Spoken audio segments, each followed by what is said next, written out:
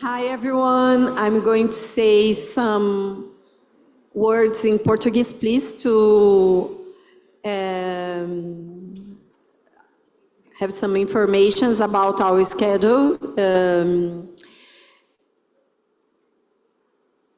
I want to apologize everybody's with the... Ok. Pessoal, eu, em nome do comitê...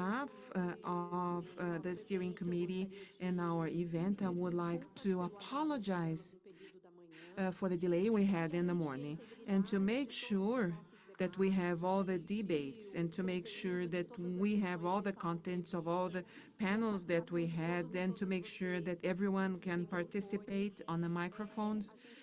We have made a few adjustments in the times of our afternoon agenda. We are going to start with the session making the presentation of the consultation and the document. This session was supposed to last for 1 hour, and we'll try and do it in 45 minutes, and then we move straight to the first session, the first work session that was expected to last 2 hours. And we are hoping to do it 1 hour 45, then we get another 10-15 minutes, then we move straight to the second work session, and then we are going to gain the 30 minutes of the coffee break. And as you know, people like to sometimes step outside, have some coffee and a snack, go to the bathroom, so we can still have that space for networking outside, but we are not going to stop for the coffee break.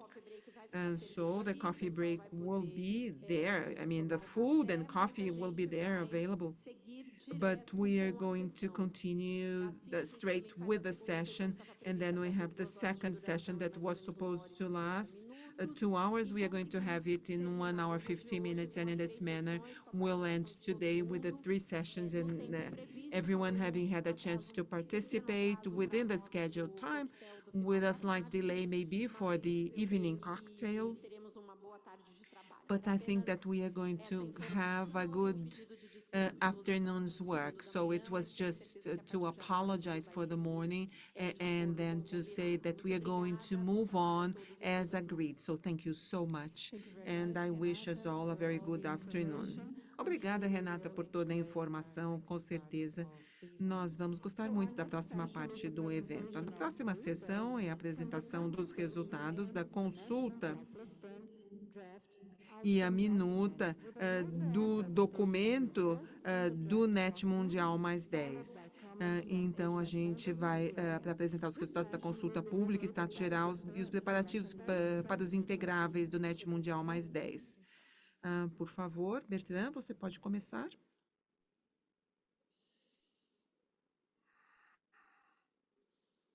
Thank you. Good afternoon, everybody. Obrigado. Boa tarde a todos. As the title indicates here, you know that there has been a consultation that has been run before this event. And the purpose of this session is to basically report on the result of this consultation, and also to explain how it articulates with the structure of the event itself and the structure of the draft document, the draft outcome document that you have had the opportunity to have a look at. As a little bit of context, you know what the background is. You know about the history, and as we have a little bit less time than what was planned, I will go quickly through this. But I want to highlight one thing, which is the discrepancy between the speed at which the technological revolution is going and accelerating, and the fact that our institutional systems are quite stale. They are stuck in time. One of the challenges is that we have been talking about the institutional framework for quite some time. And if you go back to 2004, Kofi Annan was then Secretary General of the UN, was saying that in managing the internet in our lives, we need to be as creative as the people who invented it. Unfortunately, 20 years later, we haven't really progressed. And 1 year after Kofi Annan's comment, the World Summit on the Information Society, as you know, adopted this definition of internet governance, covering both the evolution and use of the internet, what we now often qualify as the governance of the internet, and governance on the internet. You all know that the multi-stakeholder approach and the distributed mechanisms for the technical governance of the internet has been functioning well. It has allowed the internet to scale to the size that it is today, and it has allowed the internet to withstand the stress test of the pandemic. By contrast, the institutional architecture to deal with governance on the internet is what Laura Denard has called an inchoate system. We do not have really the tools to deal with those issues, and we're still struggling to generate the cooperation, the unprecedented cooperation that is needed to address the transnational challenges of the digital age. In 2014, as has been mentioned several times today, the first NETmundial gathered about 1,000 participants and adopted an outcome document in which there is a subpart that deals with multi-stakeholder governance processes. And I want to emphasize very strongly that when the high-level executive committee began planning this event, it was a full agreement that the goal was to address the institutional dimension of internet governance and governance of the digital world, not the different issues, not the governance of AI specifically, not the governance of misinformation, etc., but the tools that we use to address those digital issues. And in particular, how to make sure that the principles for multi-stakeholder processes that were adopted in 2014 are operationalized, are made more accessible, so that all the different actors can have guidelines, can have information that will allow them to put those principles into action. Dealing with this is why we are all here. And NETmundial+10 is a very particular event because it is something that has been initiated and organized in a full multi-stakeholder manner, because it is something that, unlike a lot of other processes, something that focuses, as I said, on the institutional, the procedural aspects, on the tools that we use to address our technical and policy questions. And the third element is that it is unique because of you, because of the people who are here, who I believe, and we believe, share something in common regarding the belief that putting the different stakeholders around the same table is a prerequisite for addressing the complex transnational issues that we're addressing.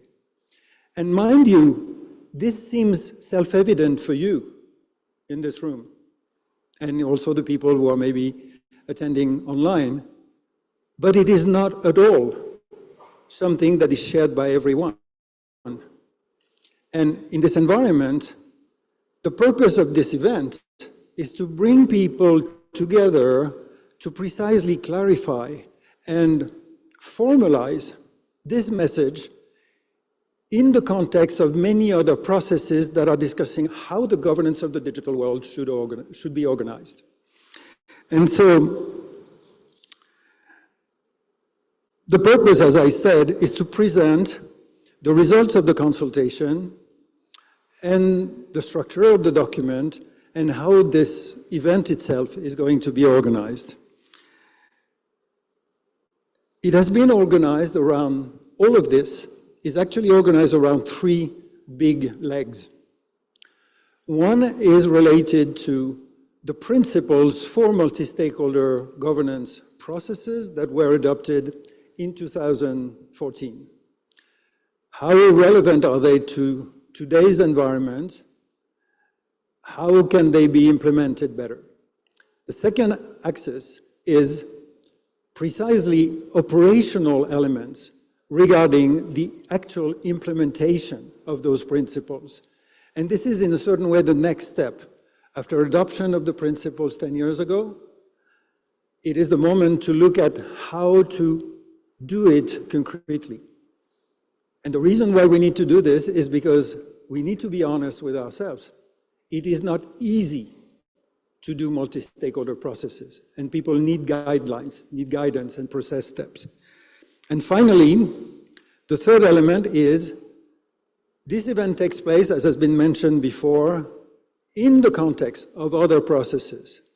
It's the Global Digital Compact consultations. It is the WSIS plus 20 review. It is the processes normally of the IGF, the WSIS Forum. And it is also the Summit for the Future. And it is important, we all believe, that this community shares a certain number of messages regarding the importance of this approach and how it can be operationalized. So, now I will use a certain number of slides, starting with the process of the consultation and going through a certain number of themes that have been addressed. So, in terms of the methodology, I put forward here a reminder for the, a reminder for the 10 principles for multi-stakeholder governance processes. Multi-stakeholder, open, participative, transparent, accountable, inclusive and equitable, distributed, collaborative, enabling meaningful participation, access, and low barriers. And once again, this is about the processes. There are other principles in the declaration of 2014 that deal with issues. The objectives of the consultation were basically, one, to measure the degree of consensus in this community around a certain number of ideas and topics. It was also, with more open questions, to collect insight on how the multi-stakeholder approach can be concretely implemented. And third, it was to use those inputs as the basis for the draft document that has been circulated before this event and that you have had the opportunity to have a look at. Very quickly, this was organized by a so-called high-level executive committee, chaired by Renata Mieli, with a few co-chairs from different stakeholder groups and regions. And altogether, about 40 people were involved actively in the preparation of this event and the consultation. In terms of the responses to the consultation, which was, let's be frank, a little bit for a shorter period than we would have hoped, because it took a while to put in place, but nonetheless, there were 154 responses coming from the different communities, and you see that there was a strong representation from civil society, which is not surprising. You know that the responses are all available on the website. And I want to highlight one thing, which is that beyond what I'm going to present now, there will be an extensive reporting on the results and analysis of the result of the consultation and of the 2 days after the meeting. And I want to give kudos to Ricardo Mateus and his team at CGI for the intense work that they've done to process the responses. So, first category of questions, for those of you who have participated, and by the way, just a quick check, how many of you have actually filled the consultation? Can you raise your hand? Yeah, quite a significant group. Thank you very much, because it was a relatively long questionnaire, and I'm really happy that you took the pain to do it, and thank you very much for your comments. So, if you took the consultation, you know about Likert scale question. One goal was to have something that was more nuanced than yes and no questions. And I will go quickly through the different questions to show the results, because I think it illustrates remarkably well how convergent the ideas of the people who participate in this event are. The first question was related to the relevance of the 10 principles that I've shown that were adopted in 2014 to the current situation, to the technical evolution and the new problems that we have. And if you see, almost 90% of the respondents said that they believe that these principles remain relevant to address today's digital governance challenges. This is a very important message that we want to carry forward. Two questions afterwards were dedicated to also the relevance, but why we have difficulties to deal with digital issues. And the first one is, one of the key difficulties, or one of the key reasons, is because there's not enough participation of the stakeholders. And here, there is a strong majority saying, yes, it is a reason why we struggle with digital issues, but there's still a certain number of people who disagree on this, which is not the case for the second question related to the same thing, which is one of the reasons we struggle is because people have really very different interests, priorities, and so on. i.e., there's no consensus on the issues. And what we're trying to do here is to gather a consensus on how we need to address the issues, not a consensus on the issues themselves. The next question, and here again almost 90% support this. You all know that basically since 2005 and the WSIS, there is a whole debate about the notion of the respective roles of the different stakeholders. And the principle adopted in 2014 mentioned the respective roles and responsibilities of stakeholders should be interpreted in a flexible manner with reference to the issue under discussion, which was a refinement from the relatively strict mechanism that is in the decisions made in Tunis. And the following question was to try to refine this and talking about the connection with the topic and the phases of the governance processes. And here again, there's a very, very strong message that yes, the respective roles vary according to the type of issue, the venue, and the stage of the discussion. And this is going to be discussed in more detail in the document. So that's about the roles. And there's another question regarding the roles. And this one, as you see, is a much more varied set of responses. People don't agree in the same way, because the question was, most of the digital governance processes apply this principle of variable roles. And here, the main message is that there are very diverse perceptions regarding how the different roles are being handled in different processes. There were a few questions regarding coordination. And here, what is very interesting with Likert scale is that you can ask two questions that go in opposite directions. Regarding coordination, there's a first question. If you have several processes that deal with the same issue, is it increasing the risk of conflict and incompatible outcomes?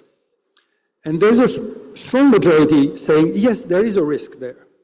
But what is interesting is that people are a bit ambivalent. There is a stronger than in other questions, neutral answers, as if people are not completely certain about this. And what is interesting is that there was a second question on almost the same topic, but that says, on the other hand, If you have multiple processes, it is also potentially a way to have different angles on the same process. And here, likewise, almost 80% agree or strongly agree that yes, you can cover the diversity of issues with multiple processes, which leads to the next question, which is an extremely strong message regarding the need for better coordination between processes dealing with the same overlapping issues. Another set of questions was, has the capacity to participate in multilateral processes improved? And here, it's another question where the perspectives are pretty dispersed. People think that overall it has evolved in a positive direction, but there's still a lot of contention regarding how much this has been the case. I'm losing the slides, which is making it hard for me to follow. Maybe I can do it this way. Waiting until it comes back. I get the next one. Yes, it's back. Another very strong support was for the notion of how to make sure that when there is an input by non-governmental actors in multilateral processes, people know what has been done with this input. And so you see here, not only is it almost 90%, but there is a big weight for the people who strongly agree. And I think this is a very important message, the first message of transparency. Another element regarding transparency is the notion of non-governmental stakeholders be able to attend or observe. It's not about decision making. And here again, there is a strong message coming from this community, or those who answered, that yes, being able to observe, being able to know what is being said, for instance, on our behalf by our ambassadors and diplomats, makes sense. And it is the same for the capacity to contribute. Here again, the emphasis, and it's important to understand that this is not about yet decision-making, it's about, as Jennifer Chung was saying this morning, solution shaping, being able to contribute, being able to know how the input is being taken into account, and being able to understand what is being discussed. Finally, a few points regarding existing processes. Relatively positive support for the IGF as an effective space for debates and cooperation on internet governance. Also, a strong message that the IGF lacks the required financial resources to properly perform its mission. And you can see that here, unlike in many other topics, the weight is on strongly agreeing, even if there is a higher number of people who have skipped the question. Maybe they didn't want to publicly take position on that. And a sort of vote of confidence, conditional, that the IGF is a potential vehicle if there are appropriate evolutions and changes, and that it will be able to innovate multi-stakeholder approaches. And that in this case, the strengthened IGF would be a good, preferred place to improve coordination. You remember that there was an answer saying we need coordination between parallel processes. And this is the strong message, again, almost 80%, saying yes, this is a space that will enable cooperation and coordination. These were Likert scale questions, and you can see that there is a remarkable degree of convergence, usually between 75 to 90% of people agree or strongly agree with those statements. And I think it's the kind of messages that we can collaboratively and together carry outside. I will go quicker on a second category of questions, which is we suggested a series of guidelines or potential guidelines. I don't know why. Yes, There are 12 guidelines, and something I skipped in the translation of the document, but we suggested 12 guidelines, process guidelines, and asked people to rank them by order of importance and how they felt that they should be taken into account. I don't get into the details of them. You can see them online and you will see them in the reporting. What is interesting is you could have imagined a scope, which is mentioned at the bottom, if everybody had voted to support the same guideline or to minimize another one, the range would be from 150 points to 1,800. And you can see that here, those 12 principles are indeed distributed, and there's a strong emphasis on empowering the stakeholders with information and with the capacity to participate, of the importance of deliberative decision, interactivity between the different actors, and also the importance of mutual respect. And it goes down, but all those principles are relatively in a narrow range because they are all apparently considered relatively equally important. And we even asked separately, if you had to pick 3, which one would that be? And here it is the empowerment of stakeholders, the accessibility to all, which is something that was discussed this morning, and a point that has not been mentioned so much, but the need to have cooperation across borders and also across silos and across stakeholder groups, because people have a need to basically have a joint responsibility. And finally, a third category of questions was open questions, and there were boxes with contributions. And here we received almost 3,000 snippets of suggestions that we are processing and that we used, and that the team used to prepare the draft document, because it was one of the core bases for the document. I will not go through the questions, but they basically try to expand on the Likert scale questions around the 3 big blocks that I had mentioned before. One is regarding the principles and how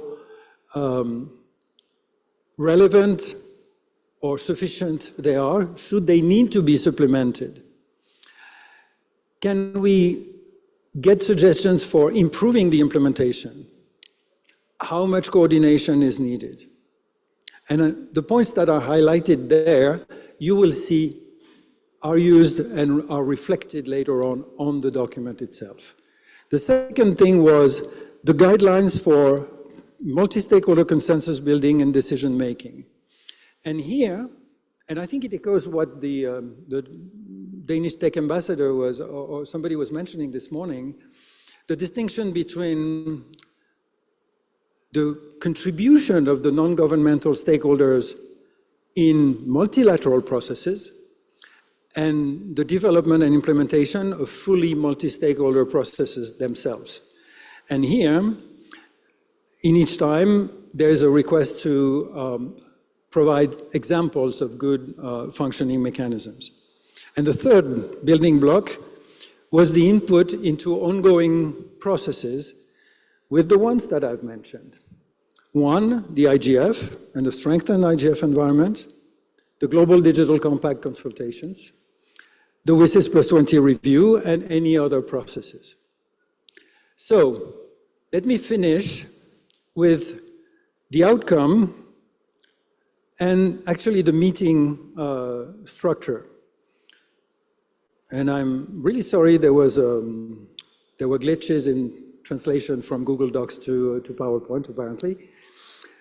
The outcome document that you have seen, and if you had the opportunity to read and to approach, is structured around 4 parts.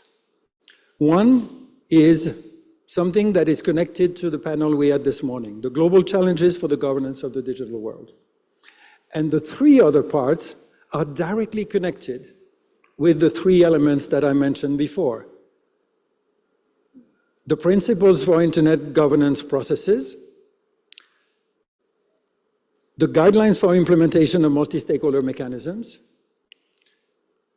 and the input into ongoing processes. Very quickly, so that you own in a certain way the structure of this document before we get into the working sessions. The first part, I leave aside the first element, which is the global challenges for governance of the digital world, because in a certain way it's an expanded introduction. But the first part has three blocks: the relevance of the NETmundial 2014 process principles, the multi-stakeholder process principle, which is the respective roles of the different stakeholders, and go a little bit deeper in this. And the third part is the question of coordination that we have, that I've mentioned in the Likert scale. So you see, the first structure is picking from the questions we asked and structuring it around this. The second, actually the third part, is about the two elements that I mentioned: the guidelines for the implementation of multi-stakeholder processes, participation in multilateral processes, and actually guidelines for multi-stakeholder consensus building and decision making. And here I want to highlight one thing that you will see in the document is the distinction between the guidelines themselves, the operational guidelines, and what we call process steps that look at what is the workflow of governance. What are the successive elements that need to be taken to move from the agenda setting to the actual adoption of a governance framework? So you see the structure of the whole document is 4 big parts, and each of the 3 key elements reflect the consultation. And the fourth part is related to the contribution that we want to make as a community into the processes that I've mentioned. And so, to complete the coherence in general, this is reflected in the meeting structure because we have 3 working sessions. The first one will take place, I think, immediately after this, and the other ones later on. For each of them, the goal is to refine the outcome document. And here, I really want to make a call, and I've been tasked in a certain way by the high-level committee to make this call to you in saying, when you will make comments on the document, keep in mind that the goal is not to include absolutely everything, but to have as concise and as sharp messages focused on the process aspect so that the external world has a clear message that comes from this community. It is extremely important in the current environment that there is a clear message and that we focus on being as concise as possible. However,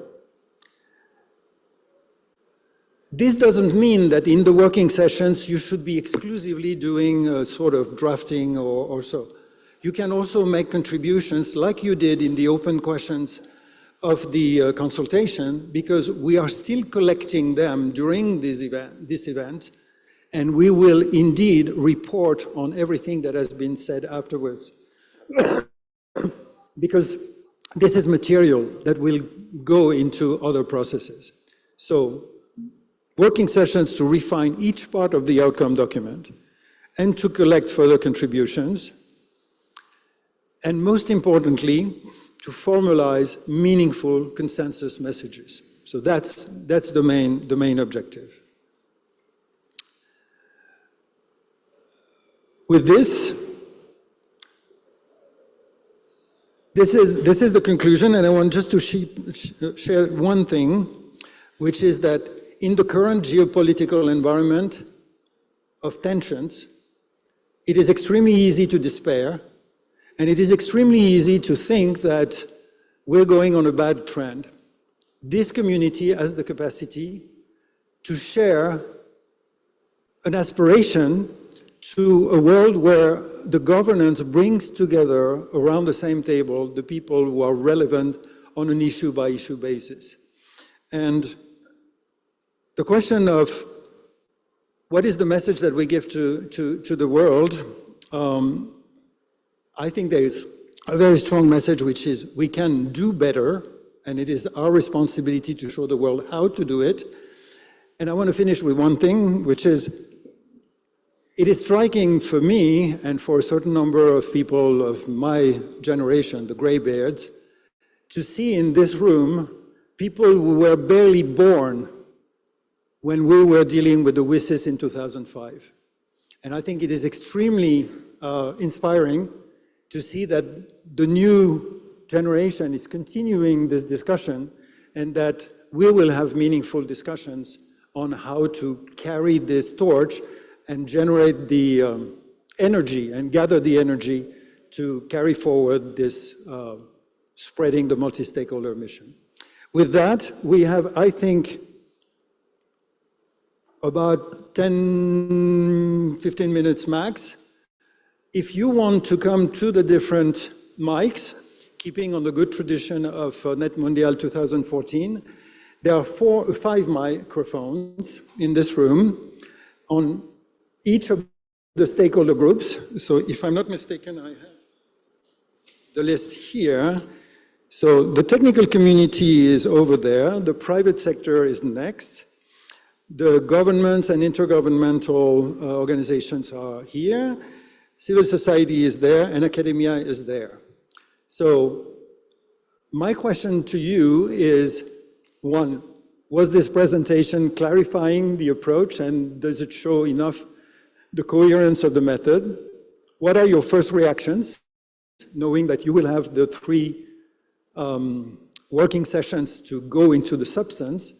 But do you have first reactions? Are there things that struck you in the results that I presented? And what are your first comments? So let's open the floor for the first time, because you had a lot of sessions this morning. So if you want to make comments, please stand up behind the mic and don't hesitate to contribute. I can recognize some people. Please, sir, introduce yourself. Sorry, sir. Sébastien Bachelet, I will not answer your question, but I have a lot of friends who are online and get trouble with interpretation, with ways they participate, and furthermore, the fact that we change the hour, it's quite complicated for the people. We have really, we put hours for people, and when you are abroad, when you are far from here, it's quite difficult to reorganize your life. We can go to lunch later, but we can't when you are a family to take care. Please, let's keep the timing. Sure. Okay. Please. Okay, let's go, because you were first and there was nobody then. Let's go from one extreme to the other, please. Thank you. Hello. Yes, Pierre Bonnet speaking from AFNIC.fr, and thank you to call me an extreme. Just first of all, for your question, that was very clear. So thank you very much. Just a remark.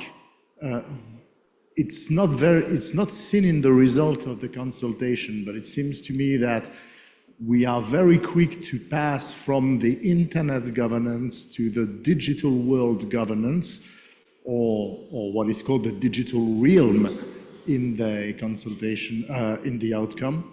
And I would like someone to elaborate on that, because it seems to me that it's very different. And by the way, the discussion we had this morning within the technical community, talking about what is the technical community, is it internet infrastructure technical community, or is it broader, illustrates this change of paradigm between internet governance and digital governance. Thank you. Thank you. Jimson. Yes, thank you very much. My name is Jameson Olufuye. I represent the concerned private sector organization for Africa, Africa ICT Alliance. Well, we've been following the consultation very well and carefully. And one thing that strikes me, based on your presentation, is that we have moved beyond debate, really, because there's a lot of kind of aggregation of opinion or view on the acceptability of multi-stakeholder participation and engagement. And that is to say that we are more in the state of dialogue. We are now dialoguing with ourselves. How can we improve this process? And I think that is a major, major shift from debate to dialogue. So it's a very good outcome that I've seen, and I'm happy with it. Thank you. Thank you. My name is Paul Blaker, and I represent the UK government. We'd like to congratulate and thank the organisers of this excellent and important meeting. This is a critical moment for the community to come together, to get organised, and to develop and reaffirm a clear agenda for multi-stakeholder governance.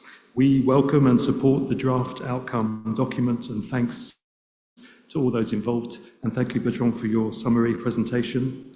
It's important that the document has impact, and we'd encourage those holding the pen to consider adding a summary to ensure that this meeting sends some clear and compelling messages. The key messages for us from the consultation and the document are firstly, the need for policy-making processes to continue to reform and improve to live up to the NETmundial principles. Whether it's in I-STAR organizations or in multilateral processes or other policy-making spaces, all of us have work to do to make sure that these processes continue to be fit for purpose, and we think the document could say that more explicitly. Second, the need, as you said, Bertrand, for coordination between processes. That means taking a more strategic, long-term view and strengthening the IGF so that it can more effectively bring people, organizations and processes together and help stakeholders shape more coordinated approaches. And finally, the need to avoid duplication. The landscape is already so complicated. I work for a government in a developed country, and we find it hard to follow so many different processes. I can't imagine how difficult it is for a small business, for a developing country government, for a civil society organization. Inventing new bodies, new processes, new reporting mechanisms can have damaging consequences for good governance and undermine inclusion and representation. We need to get better at improving the processes we already have and making sure they really follow the NETmundial principles, which are as relevant today as they were 10 years ago. Thank you. Thank you. As I see, before I come to you, is there a question from the remote participants or a contribution?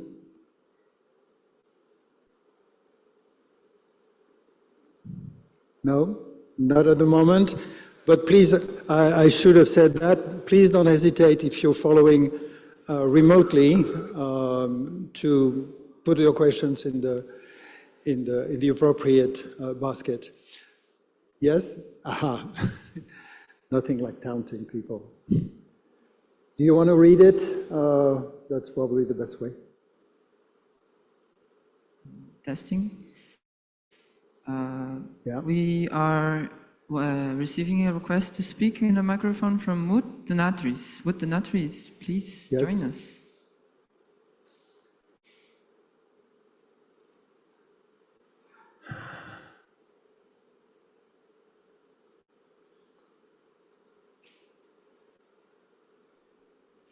Yes, thank you very much. Thank you, Bertrand, for this excellent presentation.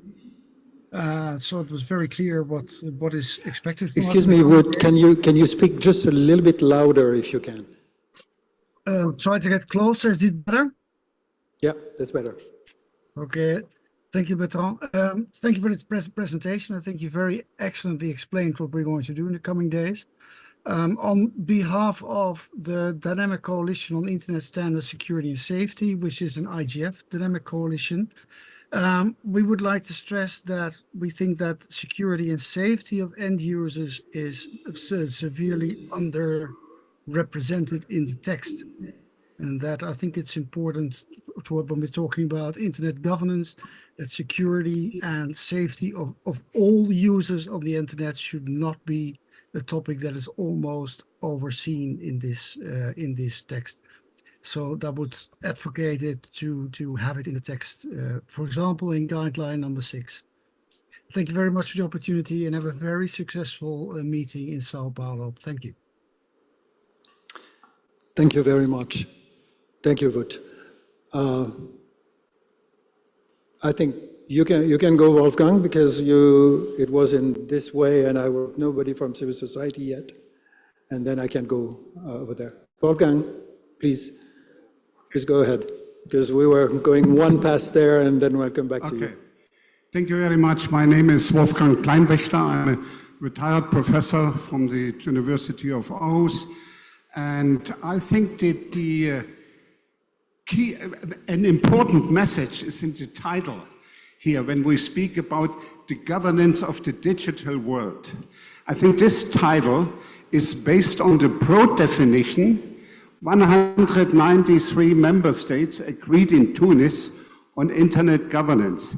The definition was proposed by the Working Group on Internet Governance, the WCIG. I was a member of the WCIG, and we had a long discussion about a narrow definition or a broad definition. And finally, we proposed to the summit in Tunis to accept a broad definition, which goes far beyond the management of the technical resources and included also internet-related public policy issues. I think this is important because since the last 20 years, we have seen the emergence of so many new issues which have raised governance issues. We have now a language like digital governance, data governance, ICT governance, cyber governance, AI governance. So there's a little bit confusion in the terminology, but going back to the Tunis agenda, the essence of the definition in Tunis was that the complexity of the issues is such a big one that you cannot manage these problems in a one-stakeholder approach alone. No stakeholder alone is able to manage the processes. You need all stakeholders. So, and this is relevant for AI, this is relevant for cybersecurity, relevant for ICT. And I would add here one point, that what was missing in Tunis was that we had no set of principles.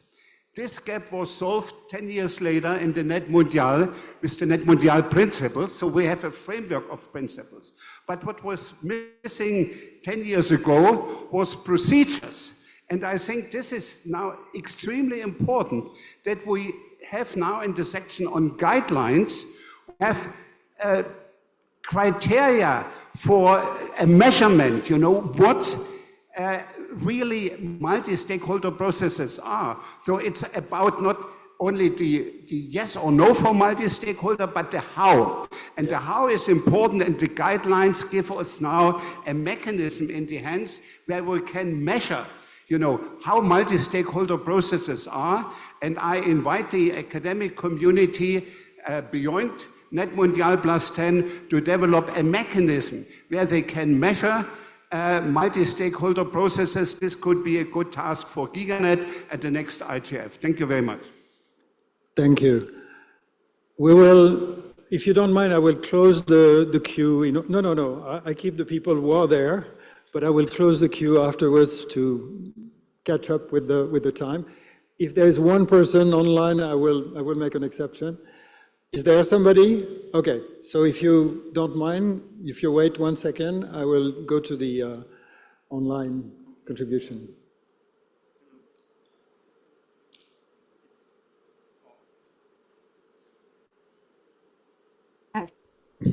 No? Yes, there is. Okay. Sorry, Petrona, Cheryl. There's a slight delay in unmuting when we're online. Just as one of the online participants, and there are many of us, we have been putting comments in the appropriate comment methodology in the chat. So you're not talking to no one out here outside of the room you're looking at. And in response to your question, in general, from many of the stakeholder groups, it was clear, it was concise, it was appreciated. So just so you know, when you ask, are there comments online? Apparently the only way we get to be recognised in commenting is actually putting our hand up. But there is a lot going on in chat. Just want to make sure you knew. Thank you. Thank you. Thank you very much. Your turn, sir.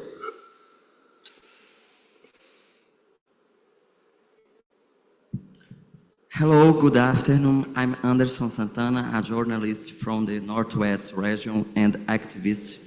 I congratulate the event for its vital role in discussing the present and future of the internet and ask that all sectors are increasingly committed to ensuring more inclusive and equitable representation.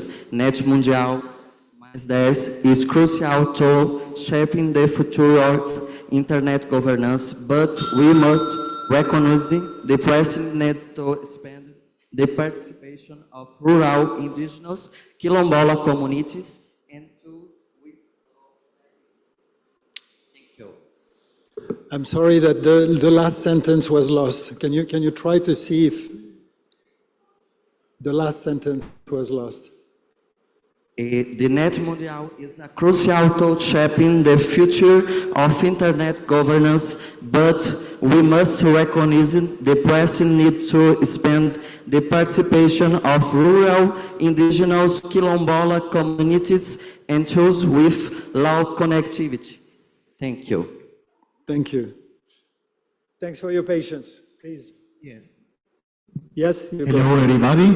Okay, now it works. Nicolas Fiumarelli from the technical community, Internet Society Uruguay chapter for now. Then I will talk about others in other opportunity. Yes, one thing that is important to consider in the Likert questionnaire, the answers say or show that there is a lack of inclusion, but it's not mentioning lack of participation. So it's not an issue maybe of participation, but about inclusion of all the voices, right? So there are about the how we can do it. There is a government of ideas talking about this AI-driven alternative to the institutional or the classic multi-stakeholderism. This is an approach that removes these traditional barriers, such as waiting times and queuing that could hinder equal food and equity participation, as we talked in the early morning. So by facilitating a more procedural, asynchronous with documents after the sessions and immediate and massive involvement without geographical or temporal constraints, we'll have a better multi-stakeholder process. Thank you very much. So with that, in order to send, I'm in the, oh yeah, sorry, Alison, please. Thank you very much. Alison Gilwald from Research ICT Africa and University of Cape Town. Thank you very much, Bertrand. That was very clear. I just wanted to make the general point. You said we're not going to deal with that expanded introductory section, which really places the context. I think it's absolutely critical that we do. Before we go into some of the procedures and processes and things, we actually explain how different and complex this environment is and the need and the potential of multi-stakeholderism in that process. So I think setting up that introduction in a way that critically engages with the concept of multi-stakeholderism and acknowledges the failures and what could be done to rectify those, including locating multi-stakeholderism in the ICT ecosystem where it's required now in its multiple dimensions, and identifying the extreme inequalities, arms and opportunities in this environment. When we speak about equitable participatory stakeholderism, separated out from the underlying inequalities, we're going to be having the same conversations 10 years from now again. the inequitable participation of stakeholders, particularly from the majority world, is because of the structural questions that are there. So we just need to acknowledge those up front. Otherwise, we keep, in the Global Digital Compact, in the WSIS, we keep rhetoric around inclusion and not equity, which I think we really need to include. I think the missing principle here is not just inclusion, but equitable inclusion. And it can only happen in multi-stakeholderism if there's more equitable inclusion in the digital realm, digital economy, digital society. Thank you very much. So with that, I close this session. Of course, it's. I had said that I was. I'm sorry, Susan, because we had to catch up a little bit on the delays this morning. So just a quick remark, because there was a question that was raised about the idea of a summary or an executive summary. This is something that has been discussed, and I think I'm not revealing a secret, within the high-level executive committee. One of the goals is not to draft something that is completely different, but maybe with your help, to abstract a certain number of the sentences that will be in the draft final document to make a sharp and concise message, if we can. But here again, it is extremely important that we all share the notion that we have only a day and a half to design a sharp message, not only for ourselves, but also the rest of the world. We'll not solve everything. We'll not find the perfect system for multi-stakeholder participation.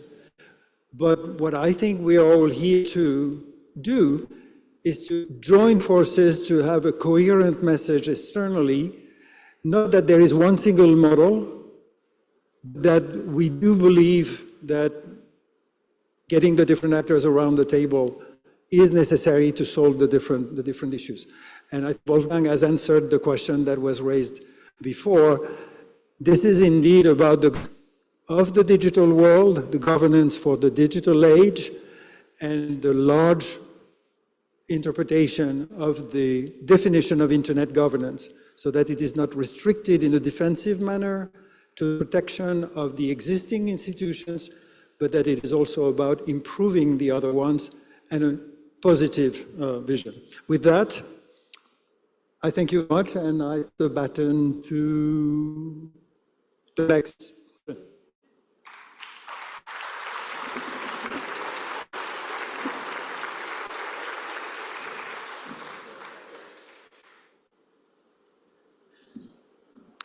Thank you very much, Monsieur Bertrand, for the moderation of the session. And now let's delve into the working session 1, Principles for Internet Governance Process. This is the time where they inform the community to the outcome document. This session will be moderated by Raul Echeverria and Payal Aurora. They are both from HLAC, and Jordan Carter, also from HLAC, will be the rapporteur for this session. So let's welcome them on stage.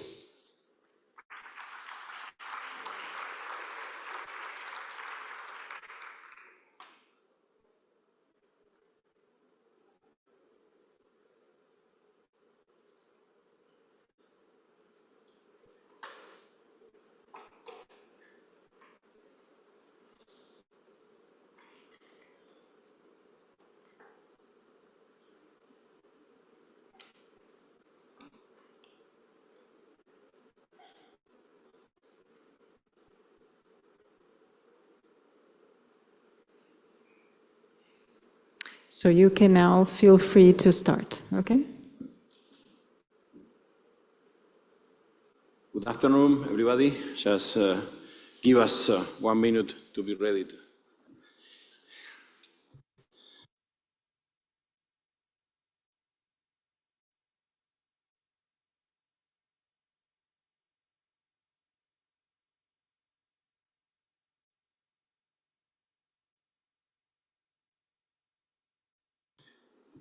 there is a moment where you don't expect your computer to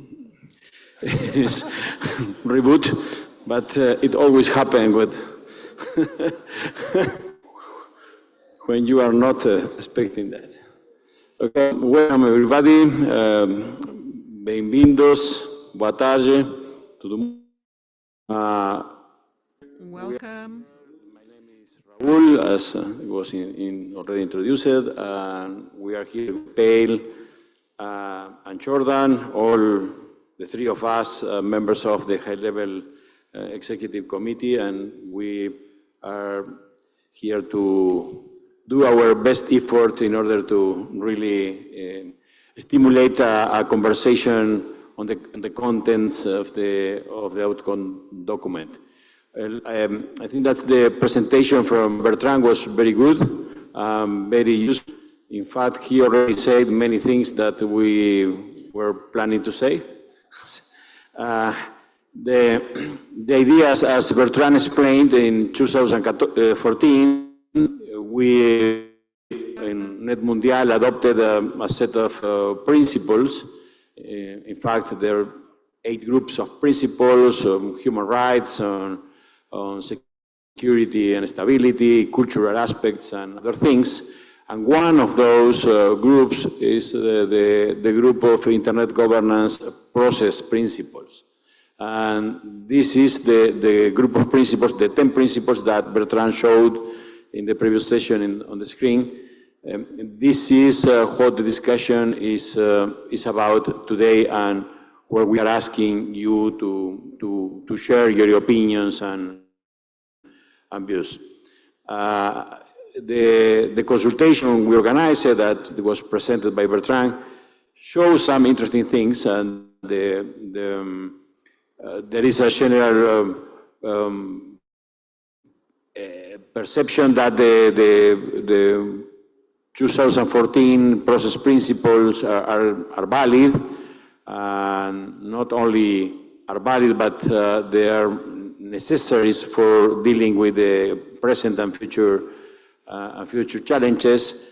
So this is the information we got from the consultation, and this is one of the things that we will ask you to speak about. That is an accurate representation of the reality. How are you seeing that those principles are being interpreted in different places and different processes?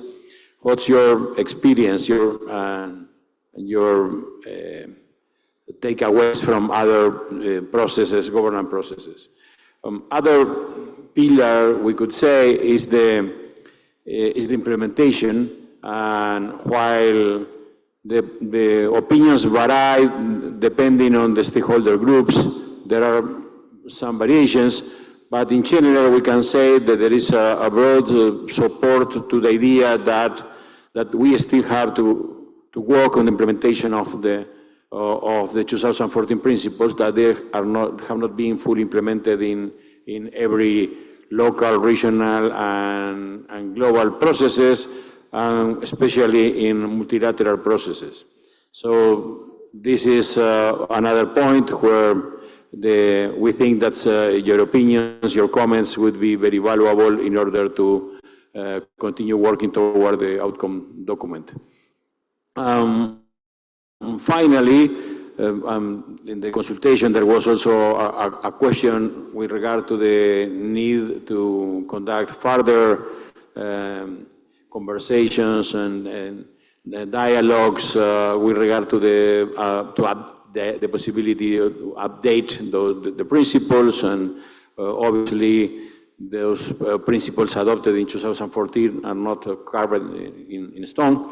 And while this is not the intention to have that discussion deeply in this meeting, but it is very important in order also to feed the outcome document, to know what is the opinion of the community in the sense of the need or not to have further discussions, and how to conduct those discussions in the future about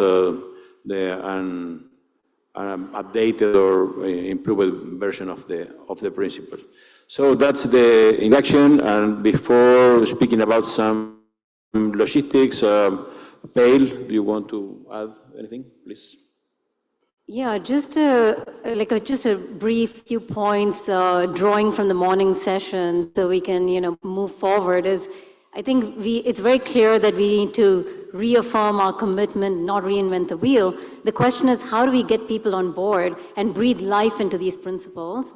I think the second point is it's also quite clear from the morning session that we should not disassociate process principles from substance principles. Values matter, but the question is, are these principles as they stand holding true to both process and substance? And if not, what needs mending? I think the third is about operationalizing these principles. Are these principles, accessible as well as operationalizable, right? And the fourth one is, as we've heard a lot in the morning from these principles, they need to be working for everyone. And it is about equal footing and equity approaches. So in what ways are these principles reflective of these ethos of engaging with those we typically haven't been including and engaging with? And lastly is, people, emphasize again and again about big tech and think technologies, particularly with AI and other new technologies, are moving so fast, we need to make sure that the principles catch up. I think we are asking the wrong question, so should we ensure and can we ensure that these principles are resilient so we're not reactive to tech, not following their lead, but can be the leaders through these conduits? And so with that, I hope we can move forward. Thank you very much, Pale. You already know how it's the mechanic of for the participation. There are 5 mics available, so each of them correspond to one stakeholder group. So please go to the right mic in order to speak. And we have here a set of volunteers that are working in following the remote participation, so they will also help us to give the floor to the remote participants. And we will do that rotating in order to keep as much balanced as possible the conversation among all stakeholder groups. And having said that, an outcome document, a draft, a proposal for outcome document that is available in the website. And we are now speaking about the point 2 of the document, that is the principal section. I don't know if it is possible to looking for Bia. There is too much light here. Okay. I don't know if it is possible to project. Yes. Okay. Thank you. To project the text that of the document on the screen, and the floor is open. So please feel free to go to the microphones. Don't make us to speak more. This is, that's always there are complaints about that the most of time is used for. Hello. Yes.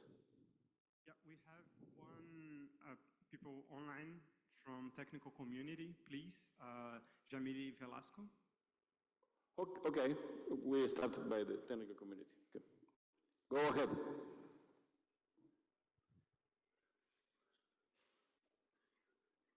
Hi. Can you speak louder, please? I'm Jamili. I am from technical community. I'm network analysis and business consultant, master's in business administration and management, postgraduate in data science, MBA in information technology management, cybersecurity, and cybercrimes. The ongoing relevance of the 10 principles for internet governance is crucial to ensure that internet remains open, free, secure for all its users. These principles provide a solid foundation to guide policies and practices that promote inclusion, innovation, and the protection of human rights online by providing in operational guidelines for implementing these principles in various situations. They help ensure that internet governance policies and practices are adaptable and effective in the face of constantly evolving challenges. Through the evolution for governance architecture for digital issues, these principles also provide inflexible framework to address emerging, emerging issues such as data privacy, cybersecurity, and regulation of online platforms.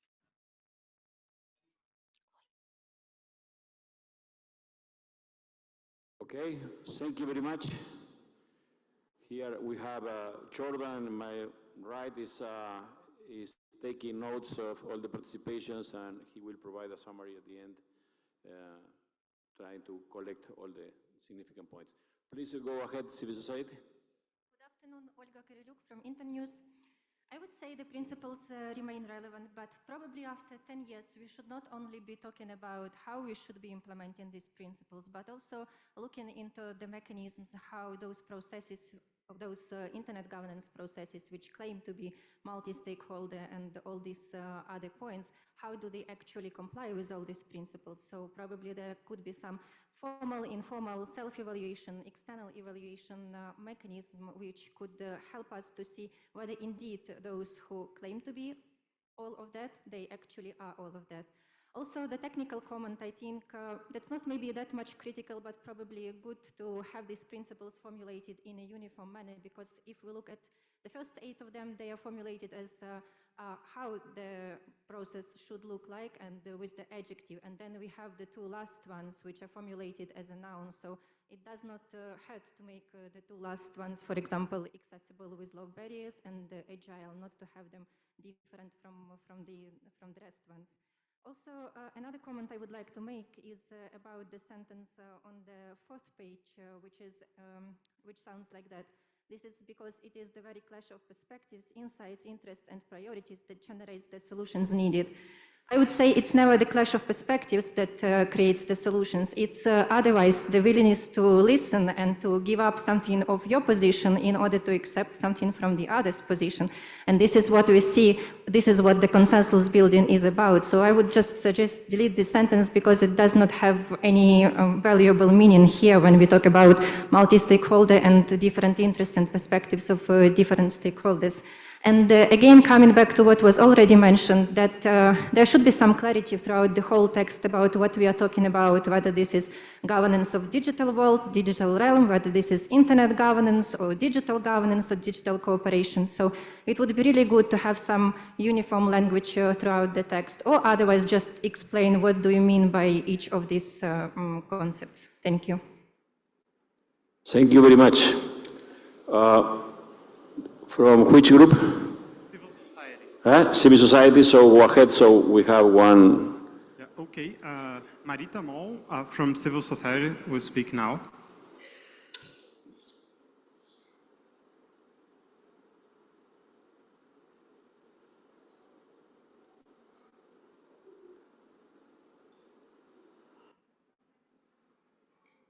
Marita, please speak now.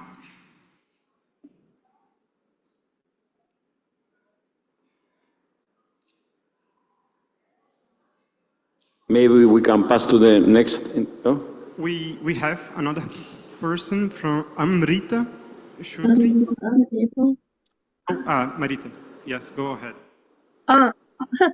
Thank you. Marita Mall speaking. I was disabled from unmuting. Sorry about that.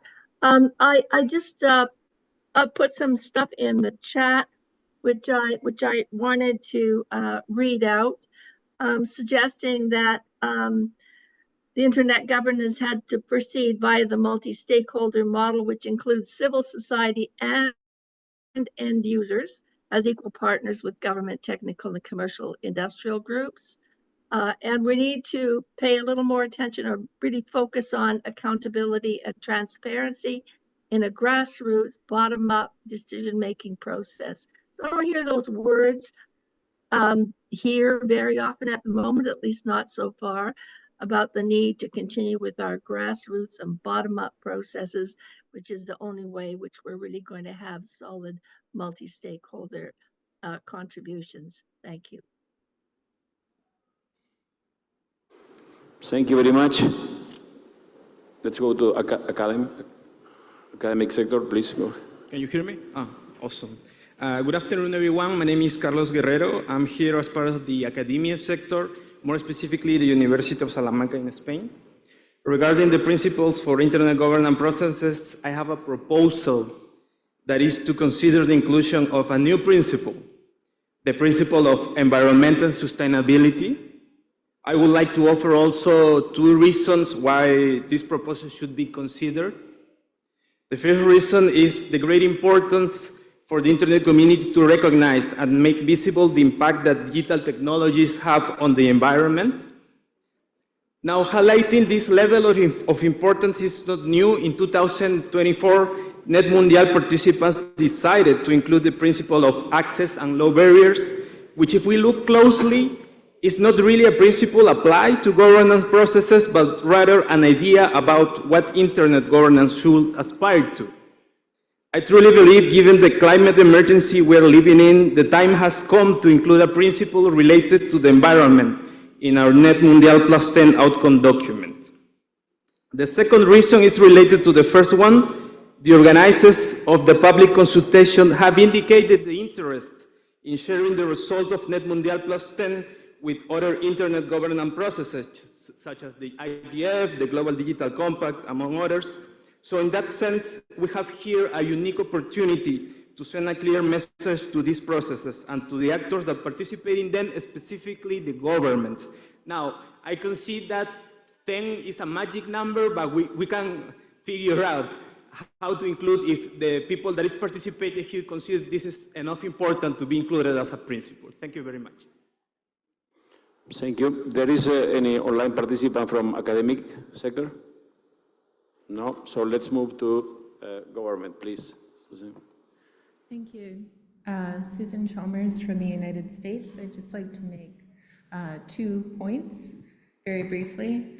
The first point is an invitation for the drafters to consider how to introduce some clarity to the text on terms. The text right now, when it refers to the subject matter, that is the focus of the principles, uses the following terms: governance of the digital realm, governance of the digital world, governance of digital technologies and development, digital governance architecture, digital governance processes, the governance system dealing with the internet and digital policy issues, and finally, internet governance processes. We would suggest simply using 2 general terms, multi-stakeholder internet governance, to refer to governance of the internet and referring to its technical architecture. And then on the other side, multi-stakeholder engagement in digital policy processes, or something similar, which can apply both to multilateral engagement, multi-stakeholder engagement and input into multilateral processes, and also standalone multi-stakeholder processes into digital policy. From a government perspective, the second point I wanted to make is that in the preamble, in the 2014 document, very helpfully had a preambular statement that clarified what this document is and isn't. I think it could be helpful for some governments to use language like the NETmundial principles were published.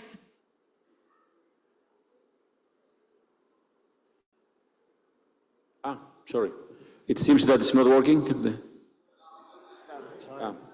Okay. Can you please? No, but maybe you can complete the idea. Please, can we just a few seconds, please? Can you? Thank you so much. Yes. Just to consider adding that preambular language about the context of the document and whether the principles were adopted versus supported or endorsed. That would be helpful. Thank you. Thank you very much. Is there any government participant from? All right. Yeah. Okay. Good. Go ahead with the.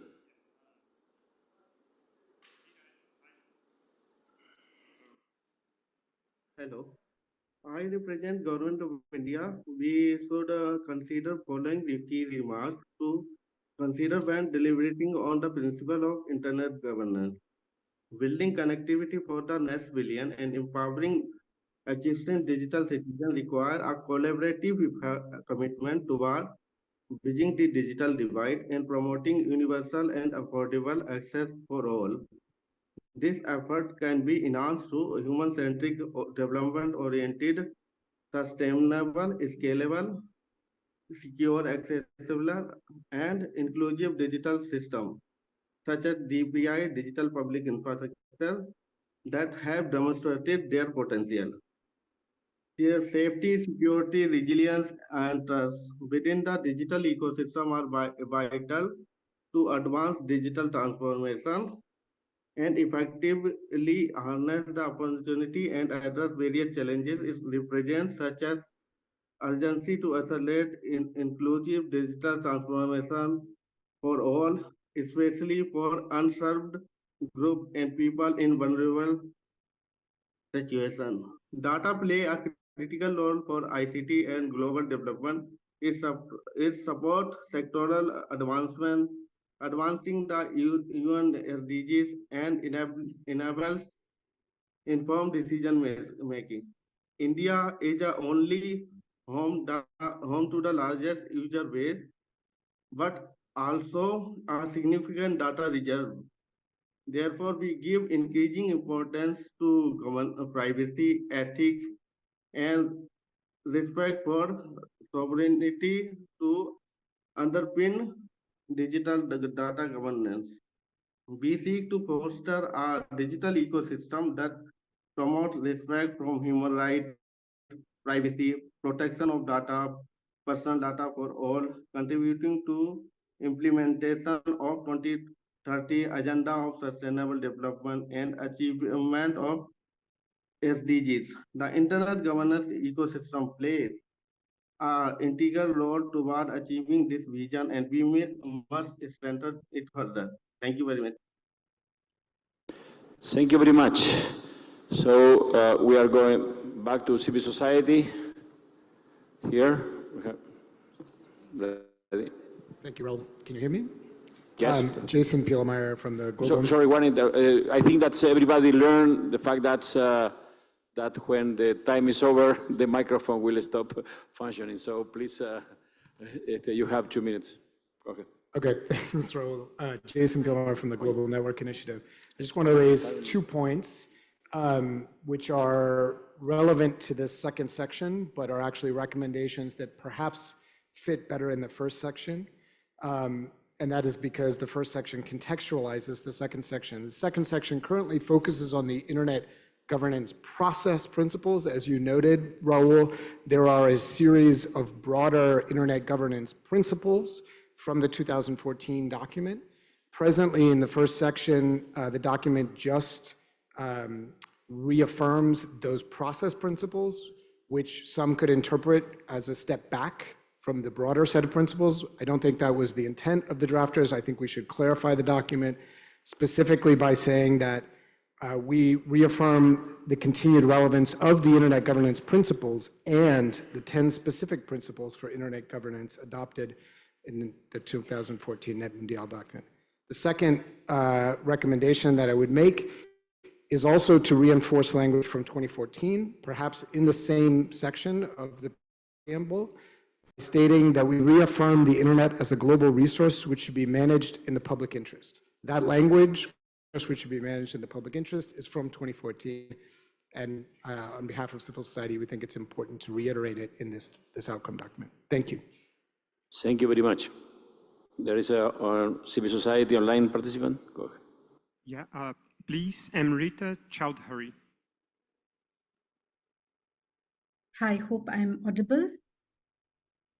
As in, if I answer your question, yes, the NETmundial 2014 principles are still relevant, but obviously they need some modification with time, such as harmonizing global interoperability with localized governance.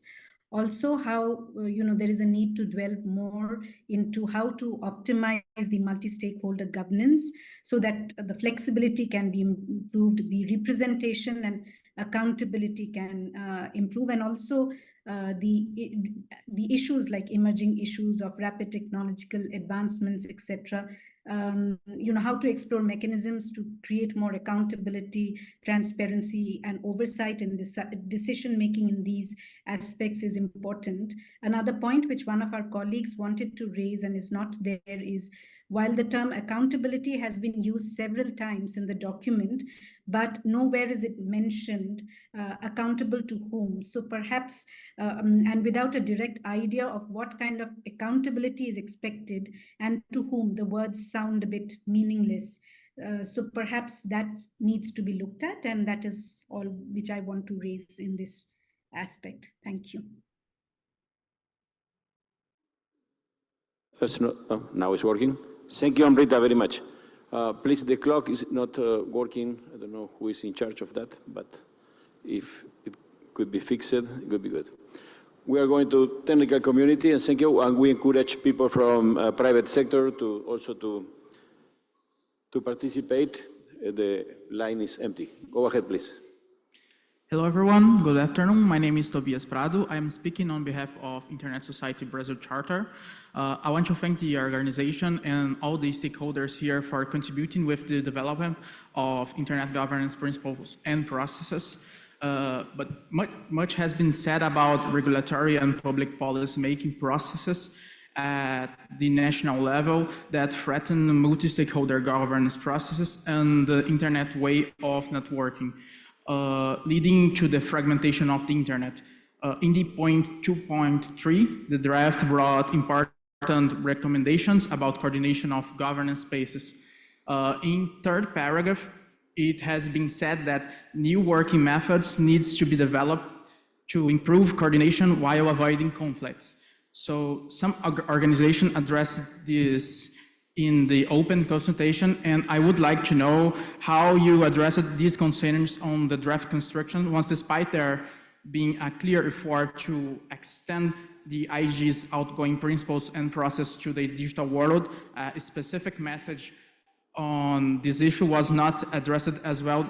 There has not been any conceptualization of digital governance. In this sense, we understand that it is necessary to emphasize and recommend the development of Internet impact briefs to evaluate the impact of policies and regulations on the Internet, primarily to consider whether these actions could lead to Internet fragmentation. Thank you very much.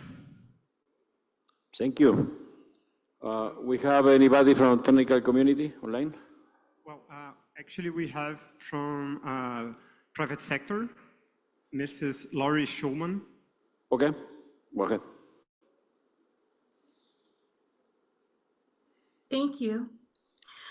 My name is Lori Schulman, and I am very pleased to be here on behalf of the private sector. I want to thank the organizers and the HELC and all of the panelists and moderators for their intervention. I feel that this conversation is timely and if not overdue. I wanted to make a point about the beginning of the document and discussing the multi-stakeholder processes and frameworks. And to the points made by other colleagues about clarification of language, about making sure there's flexibility and agility in what we perceive as multi-stakeholder, whether it's engagement or governance by a multi-stakeholder model.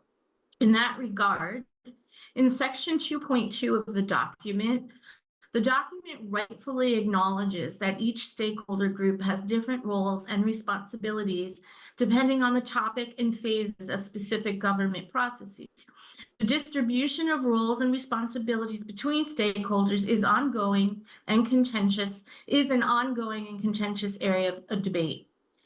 It may be helpful to add that to that recommendation that perhaps these roles and responsibilities be mapped and clearly articulated at the commencement of each process and reviewed periodically to ensure that the applied multi-stakeholder framework is appropriate.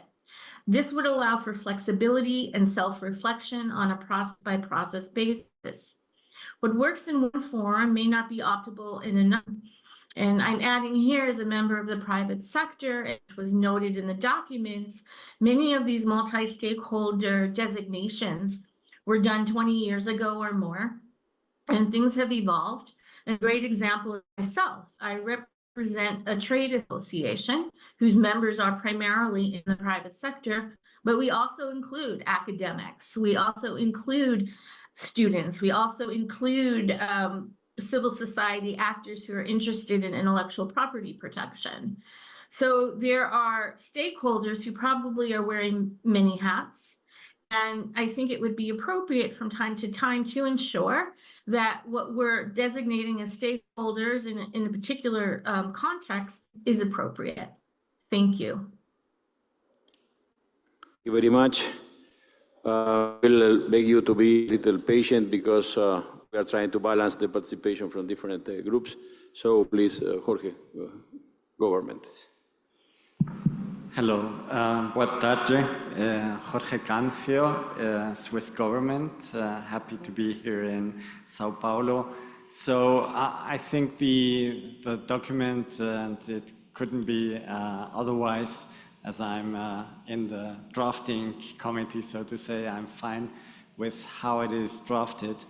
But in the last days, and also discussing with colleagues, it came to us, or it came to be the idea that we deal very much with structural elements, with process elements, and we forget a little bit about the mindset, about the attitude you need to have, or which is more conducive to having this kind of multi-stakeholder discussions. So in that sense, I would like to offer a little contribution or an idea of a language we could add at the end of perhaps point 2 on this mindset that is relevant for multi-stakeholder discussions. And this goes like, such a multi-stakeholder mindset requires the courage to explore diverse viewpoints, to challenge one's comfort zones, as well as a commitment to reaching out to the other or to the others. It presupposes openness and empathy to understand the needs and aspirations of the others and acceptance of the legitimacy of their needs and interests, a necessary condition for shared and equitable approaches. So I'll leave it to you and also to the rest of colleagues. I see there's the data bomb tomorrow. Online. If anybody was sleeping, I'm sorry. That was intentional. That's okay? Okay, but can you 10 or 15 seconds? Yeah, I think I finished, so it's just an offer for the drafting committee and for the rest next. Thank you. Thank you very much. Technical community, please.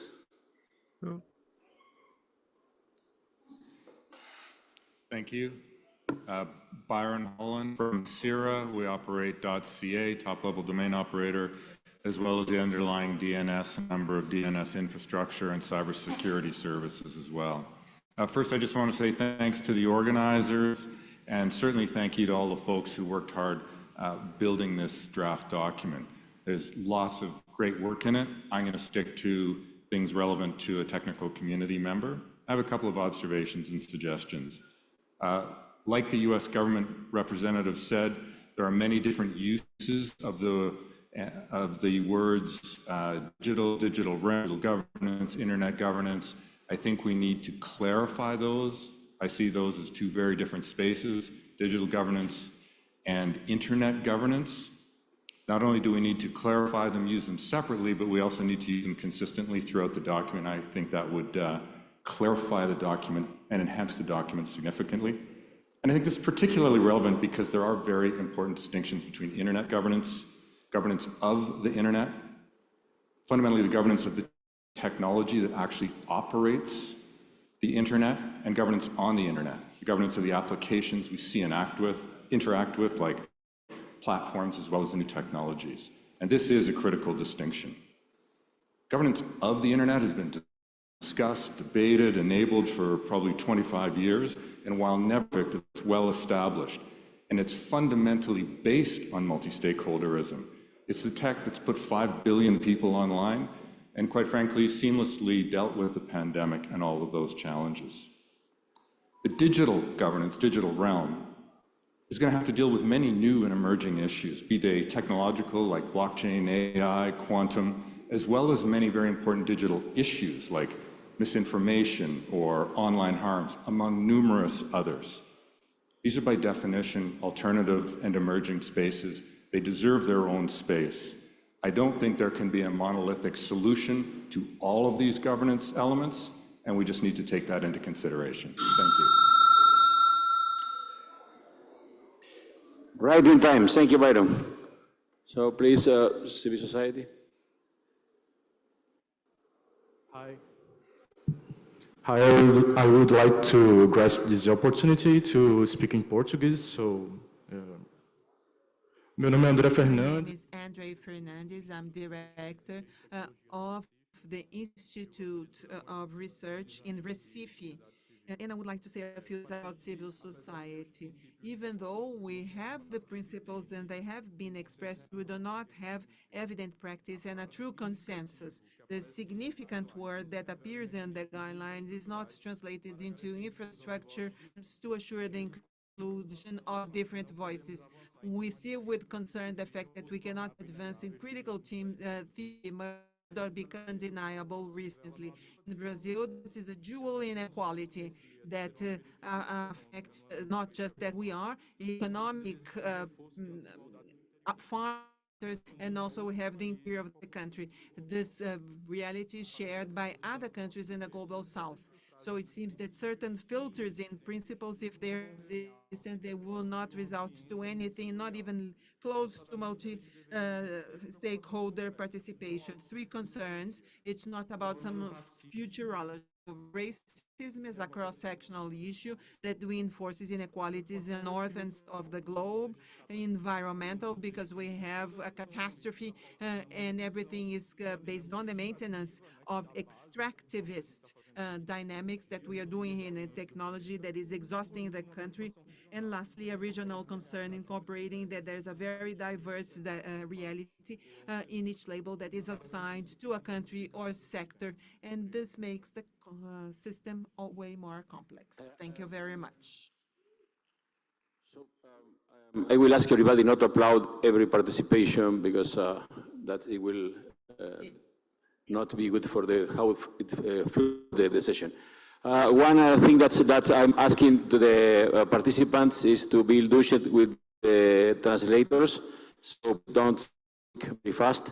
I have already a few comments that, and also the people that is not native in the language that is being used by the speaker can have problems to follow the conversation.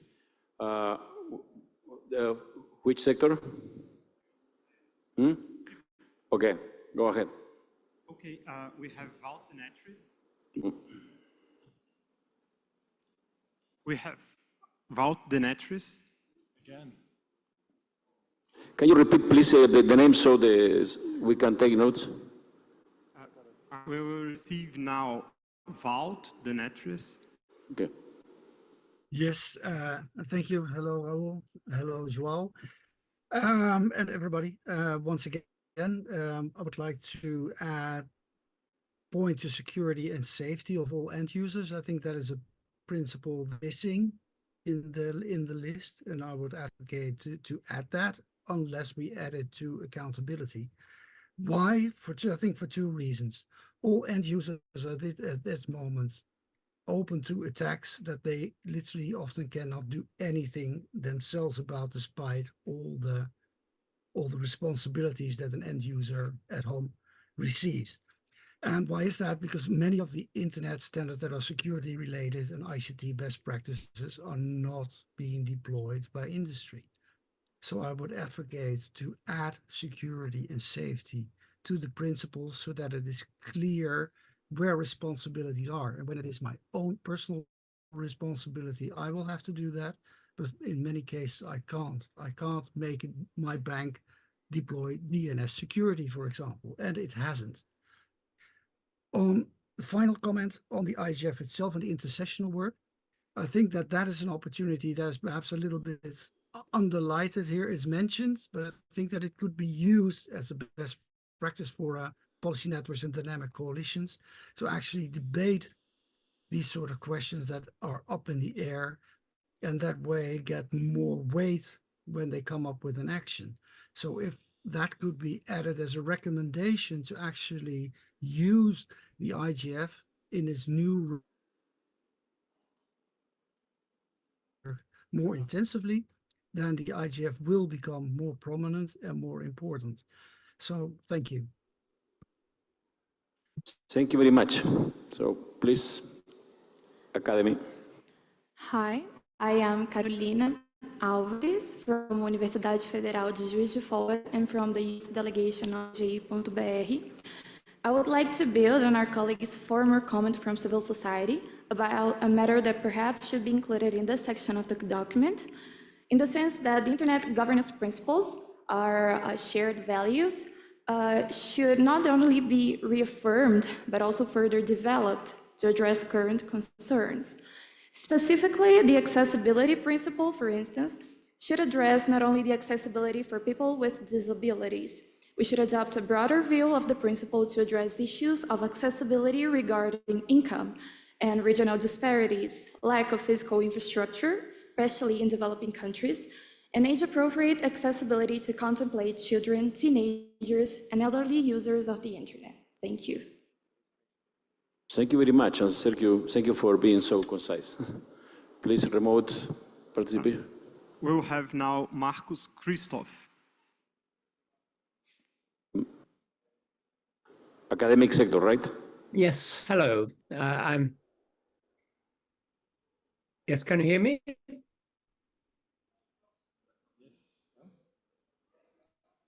I'm Marcus Kummer.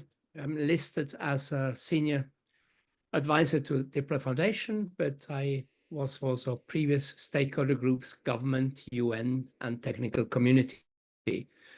Just a short comment on the recurring question on definition of what we're talking about. And I think Wolfgang made it very clear, speaking earlier, that we had an agreed definition on working definition on internet governance back in 2005. We don't have any definition on digital governance, but when you look back at the definition agreed on in 2005, it covers all the issues, and there are supporting paragraphs that says it's not technical issues, it also includes public policy issues. So there's no dichotomy between digital governance and internet governance.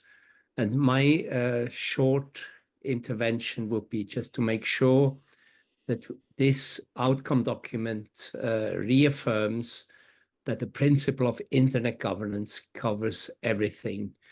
Once we agree that digital governance is different, then we also accept that there may be a need for new institutions. So there is also a political implication of that. Thank you for listening to me. Thank you very much, Marcus. A pleasure to listen to you.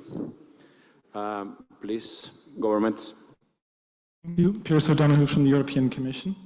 Consistently through this document, which we welcome, we wish to make a distinction between multi-stakeholder processes and ensuring and enabling multi-stakeholder influence on multilateral processes. With that in mind, we would also, as others, appreciate the opportunity to comment on Section 1 with regard to the challenges. And in that, I think the fourth paragraph, we should start by saying, recognizing and affirming the foundational role of established multi-stakeholder bodies in facilitating effective internet governance. And the following paragraph should then refer to the fact that it is necessary to strengthen multi-stakeholder spaces for participation beyond those established multi-stakeholder bodies to improve mechanisms for building consensus. Then moving on to Section 2, which is this section, and in that very first paragraph after the principles in the box, we feel that it is necessary, before stating in the second paragraph what is the importance and the role for the communities themselves, we must again reassert the importance of this process for the internet. So we must, at the end of the first paragraph here, state the process principles respond to the still essential need to preserve an open and interoperable internet as a foundational global resource and counteract tendencies towards both governance and technical fragmentation. And then we do have certain minor textual suggestions to make, but if we could move on to Section 2.2, sorry, I beg your pardon, Section 2.3, again, we need to strengthen the references, and some have referred to this already, to avoiding institutional duplications and fragmentation. That fragmentation is very important. And also, in a very pragmatic way, we should reflect it with appropriate financing. Thank you very much. Thank you. Please, do we have any participant from government online? No? Okay. Please, go ahead, private sector.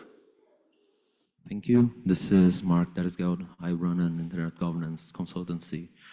In relation to the multi-stakeholder model, we are not really discussing one key aspect, which are the working methods of this system, of this process. We are engaging several important discussions, but we are not touching upon something key, which is that the way we work is sometimes not ideal. We go to our own stakeholder groups. We first reach decisions within those groups. Sometimes very difficult decisions are made within this context. And then those discussions ascend for each stakeholder to discuss among each other at a point where they're already very locked in on a position. That particular stakeholder is already locked in into this position, that one in that other, and it's required then at that point that we come together. This is not in every process, but in a lot of them it is. And that doesn't seem like a great recipe for this process to work, especially fast. In other systems, we actually get work together from very early on, every stakeholder at the same table discussing the same things.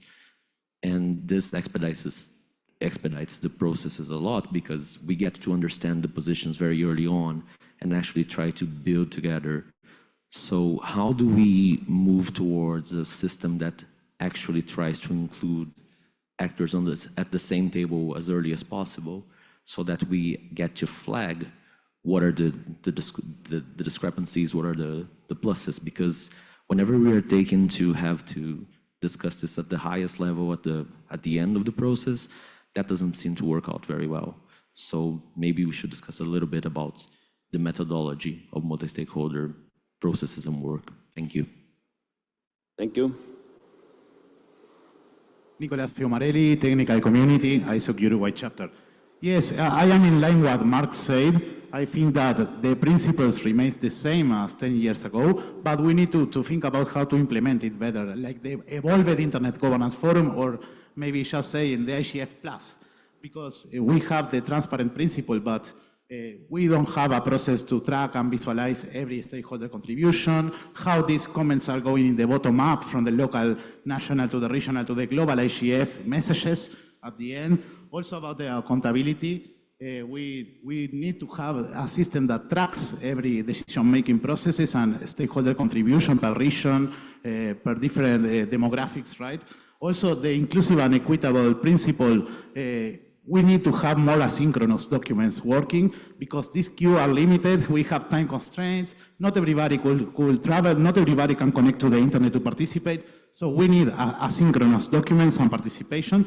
Also on the distributed principle, we need to have more local and regional inputs into global discussions to be more effective. We are not having that right now. If you see the disparities between the national Latin American IGFs and then the Latin American regional IGF, they are starting over and over to discuss again on the same issues, as Mark says, so I am in alignment on that, and on enabling meaningful participation. I think we need to have more synthesis of the documents. We right now are doing manual reportings on the IGF. We have the session transcripts for every session at the IGF, but we are not considering the transcripts. We are considering what the rapporteur saw at the session, and that is in the final messages.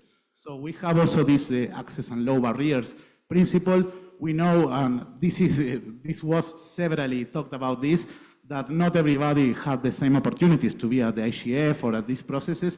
So we need to have like local hubs and a unified platform for all national, regional, and youth and global Internet Governance Forum. And they could have these hubs isolated and then incorporate, traveling to a place that have internet and incorporate in a unified platform. Thank you very much. Please. Hi. Hello. I'm Luis Carpino from University of Ribeirão Preto and Sofia University from Italy. I'd like to do a little comment because we need to recognize the vulnerabilities and weakness of civil society and even the other stakeholders in relation in other large digital platforms. Now I would like to add some 4 principles. 1, protect the democratic values. 2nd, human-centered approach for new technologies.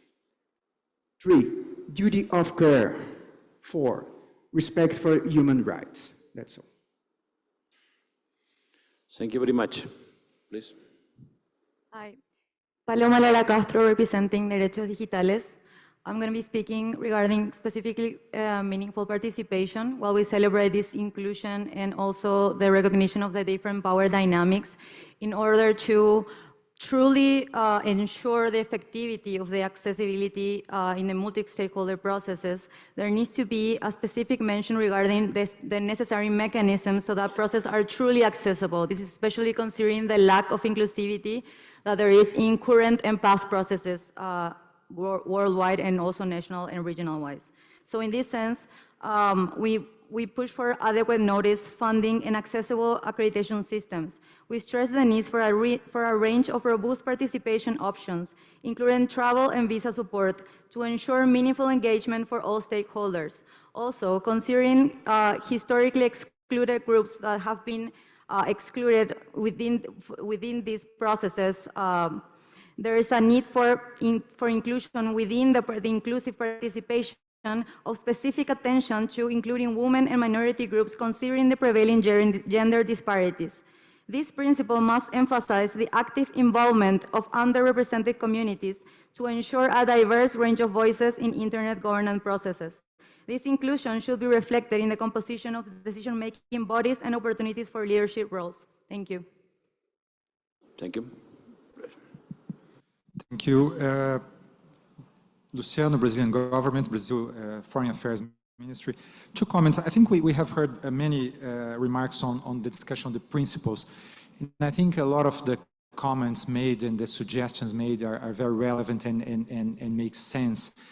My concern is that I doubt to have the opportunity to have a full discussion on that dimension of the debate. I think there was a decision taken on how to approach this. We'd rather keep at this point a narrow approach to the discussion on the principles, because I think it would be very hard to have a meaningful discussion on it under the limits of time and constraints that we have for this process today and tomorrow. Another to make that relates also to the context that we discussed earlier on. We feel a certain lack of a more direct reference to the interplay between the international and the domestic levels. I think many governments feel nowadays the need to reassert their abilities to regulate some domains of the digital.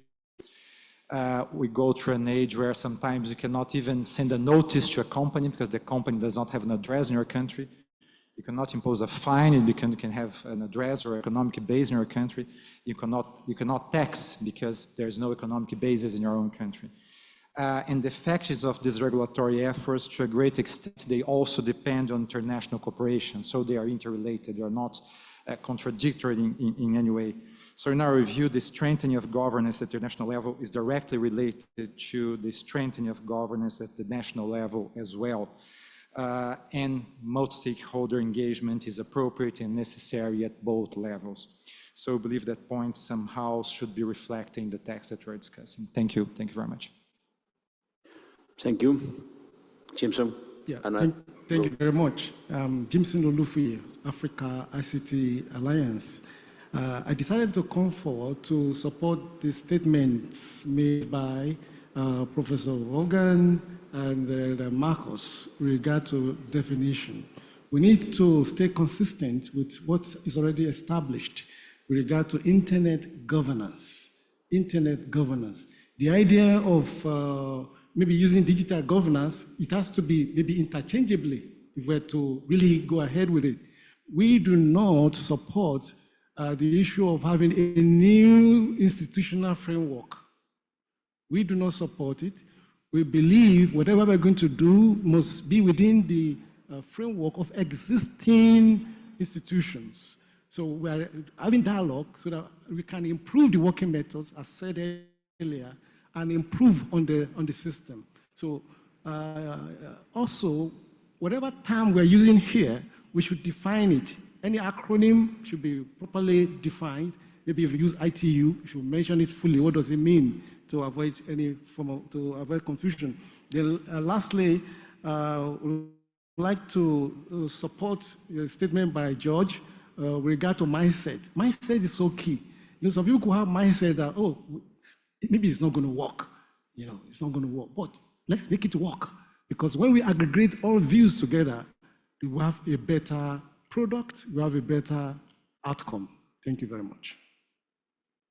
Thank you. From which sector is our online participant? Private sector? Go ahead. Yeah, okay. Now we will have Cristiane Correa.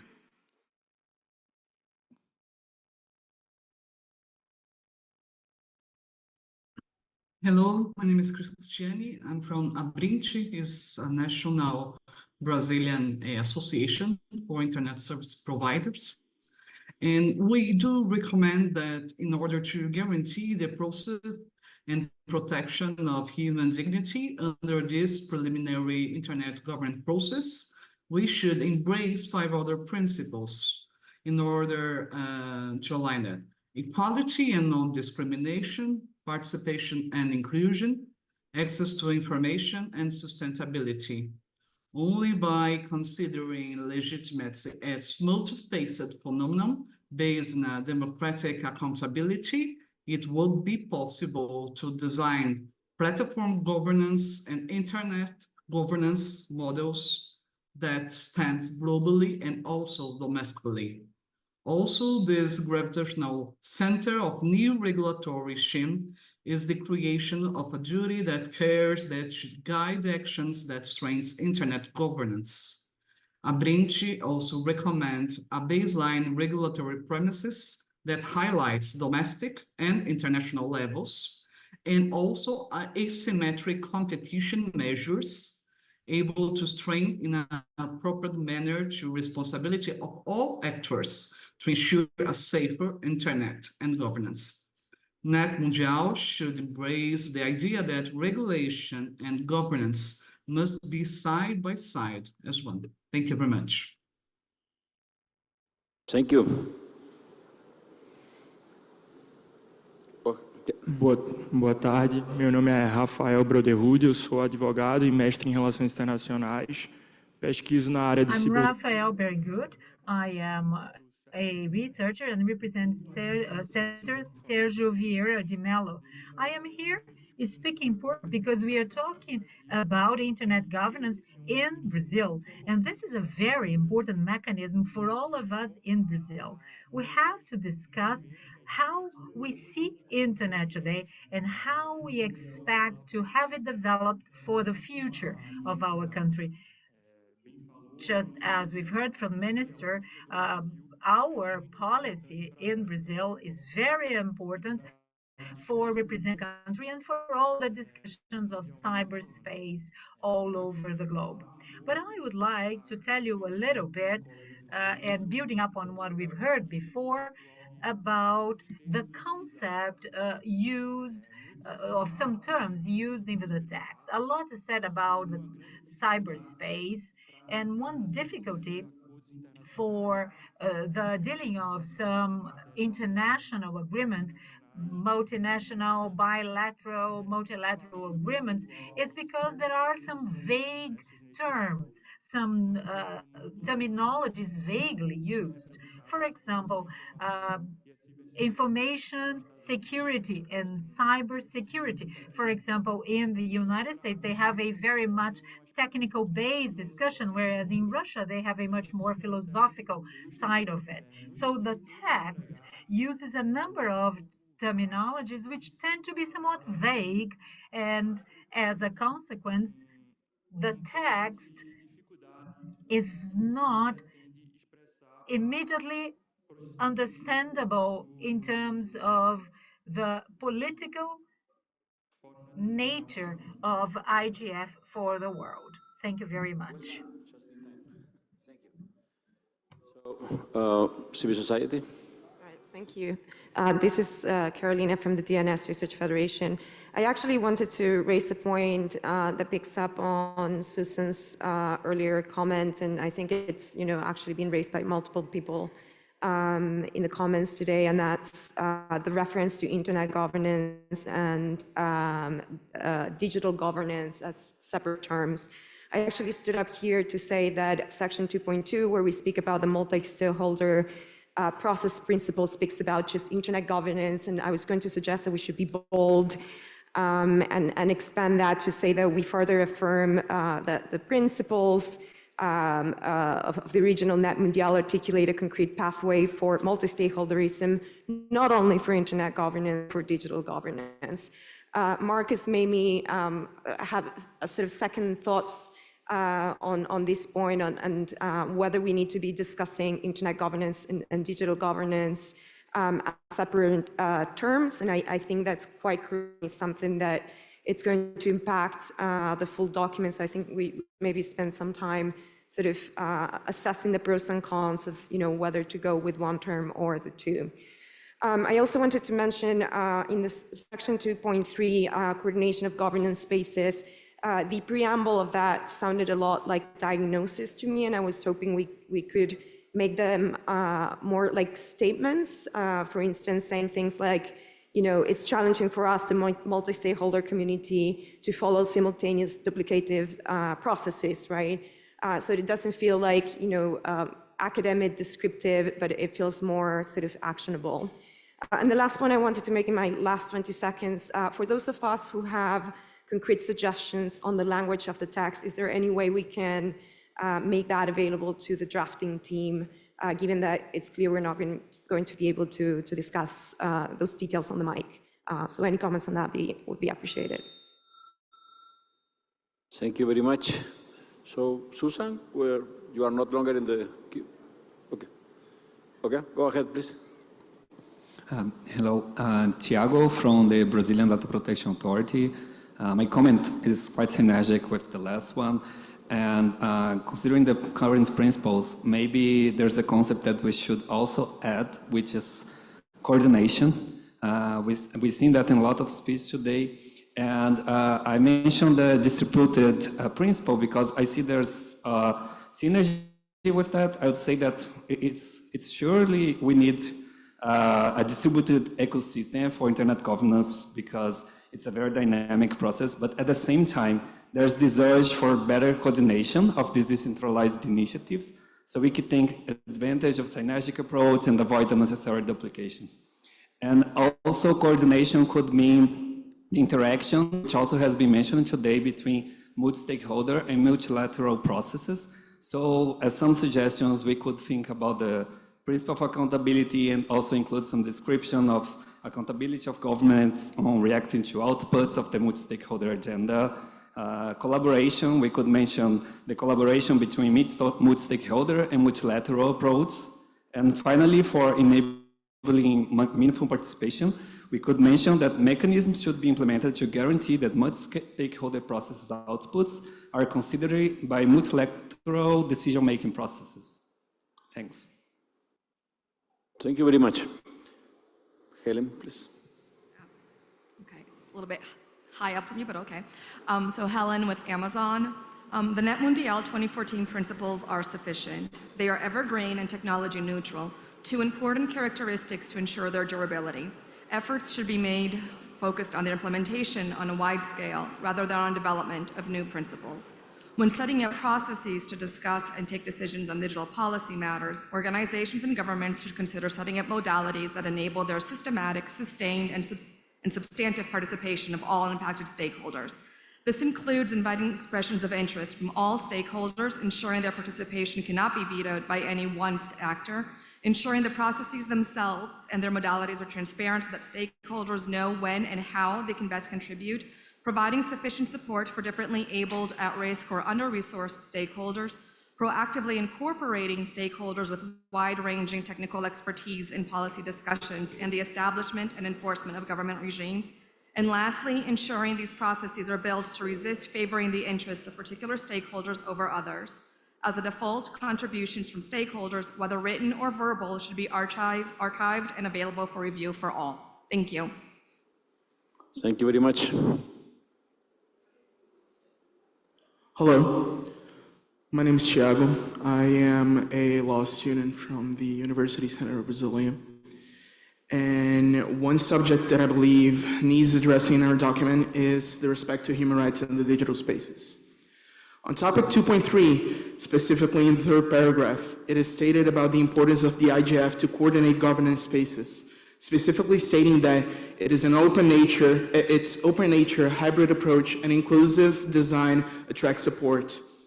Despite that view regarding IGF, this year's host country has infamous situations with the persecutors of the LGBTQIA+ community, which can contradict the aspect of an open space to discuss many topics regarding the subject. How can we be expected to have an open space to discuss the difficulties that certain communities face online with the fear of persecution in our country? Therefore, I believe we lack an open statement in the draft and more points regarding the importance of the respect to human rights. We must not forget that the inclusion principle of the NETmundial needs to be respected, and we cannot allow spaces with constant human rights violations to be in a leading role as much as being the host of the main internet governance event of the year. I believe that we, in a certain moment, what we lack in the whole draft of document is what allows this type of situation to happen regarding human rights a country with numerous human rights violations to be the main host of the event. Thank you. Thank you very much. Just a point of clarification. As I said at the beginning, and also was explained by Bertrand, we are speaking about the Internet process principles today, but the principles adopted in 2014 include other principles. In fact, the first one in the document is human rights. What is for me at that moment, it was really an achievement that not only we were able to discuss and agree on principles, but also that the first one was about human rights. And it has, if I remember well, 6 sub-items and under that first principle. So some of the things that are being mentioned with regard to human rights could be probably, depends on each of you, but maybe are already captured in that part of the document of 2014. Just clarification. Thank you very much. So please. My name is Keiko Esodu Japan. I'm from the Kyoto College of Graduate Studies for Informatics, which is a registry for Kyoto. Many of you might have been here in Kyoto for the last year's IGF, and I'm delighted to see the continuous conversations around the multi-stakeholder approach and how we can strengthen the principle here at NETmundial. As an education institution, I'm very welcome to see the section 3 that mentions capacity building and education to enable effective participation of all stakeholders. I noticed some of the panelists and participants here today mentioned equity in enabling the kind of empowerment to allow the process of participation. And I see that that is kind of the scaffolding that we need in enabling all stakeholders to participate in the process of internet governance. And I'm looking forward to how the principle of equity may be able to evolve throughout the conference. Thank you. Thank you. I encourage people that have interest in speaking that go to the lines so we can close the queues. We have around 20 more minutes for this session, so we can plan better if we see all the people that is interested in speaking. So just a call for those who could be interested, please. Hi, my name is Esteban Lescano. I am from Cámara Argentina de Internet, CABASE, and we want to propose one new principle to all digital governance processes that can be summed up as investment and innovation sensitive, meaning that all digital governance processes must refrain from establishing barriers to technology innovation and investment needed for development of new applications and services based on digital infrastructure. In other words, all governance processes must have a positive approach to digital technology, putting human being in the center and avoiding possible risks and threats to human rights, but balancing those safeguards with conditions that encourage innovation and investment required for digital technology improvement, especially in countries under development like mine. Thanks. Thank you very much. Anybody else from technical community to speak, or governments? That the lines are empty. Private sector too. So, Janet, please. Yeah, thank you very much, Jeanette Hofmann. I'm speaking on the academic slot coming from Germany. One of the issues here is the question of whether we talk about internet or internet and digital governance. There is the argument, as the one that Markus just brought forward, saying that new language may imply new bodies and new processes. I would say this is an inherently conservative argument that basically says we have defined the matter to be governed for once and all. We will never need new language because in its wisdom, the Working Group on Internet Governance defined it forever. I think we can make ourselves less relevant by closing ourselves off from further developments reflected in new language. So an alternative from my perspective would be to stick to the agreed language on internet governance right now, but point out in our document the need for a way forward to find language that includes both internet and digital governance in the future by expanding the scope of existing organizations, thereby not arguing for new processes and organizations. Thank you, Janet. Please. Oh, Thank you. sorry, give me 1 second, because I think that they have one remote participant that have been waiting, right? Not? Yes? From which sector?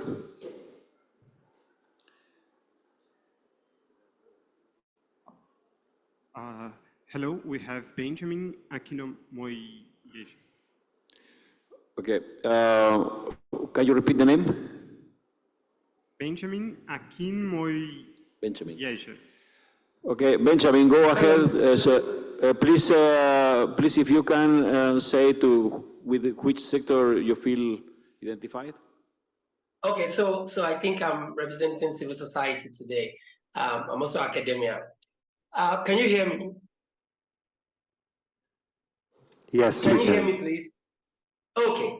So my suggestion is, since multi-stakeholder is playing a significant role and is essential for participation in the governance of the internet at this moment, and I think sometimes equal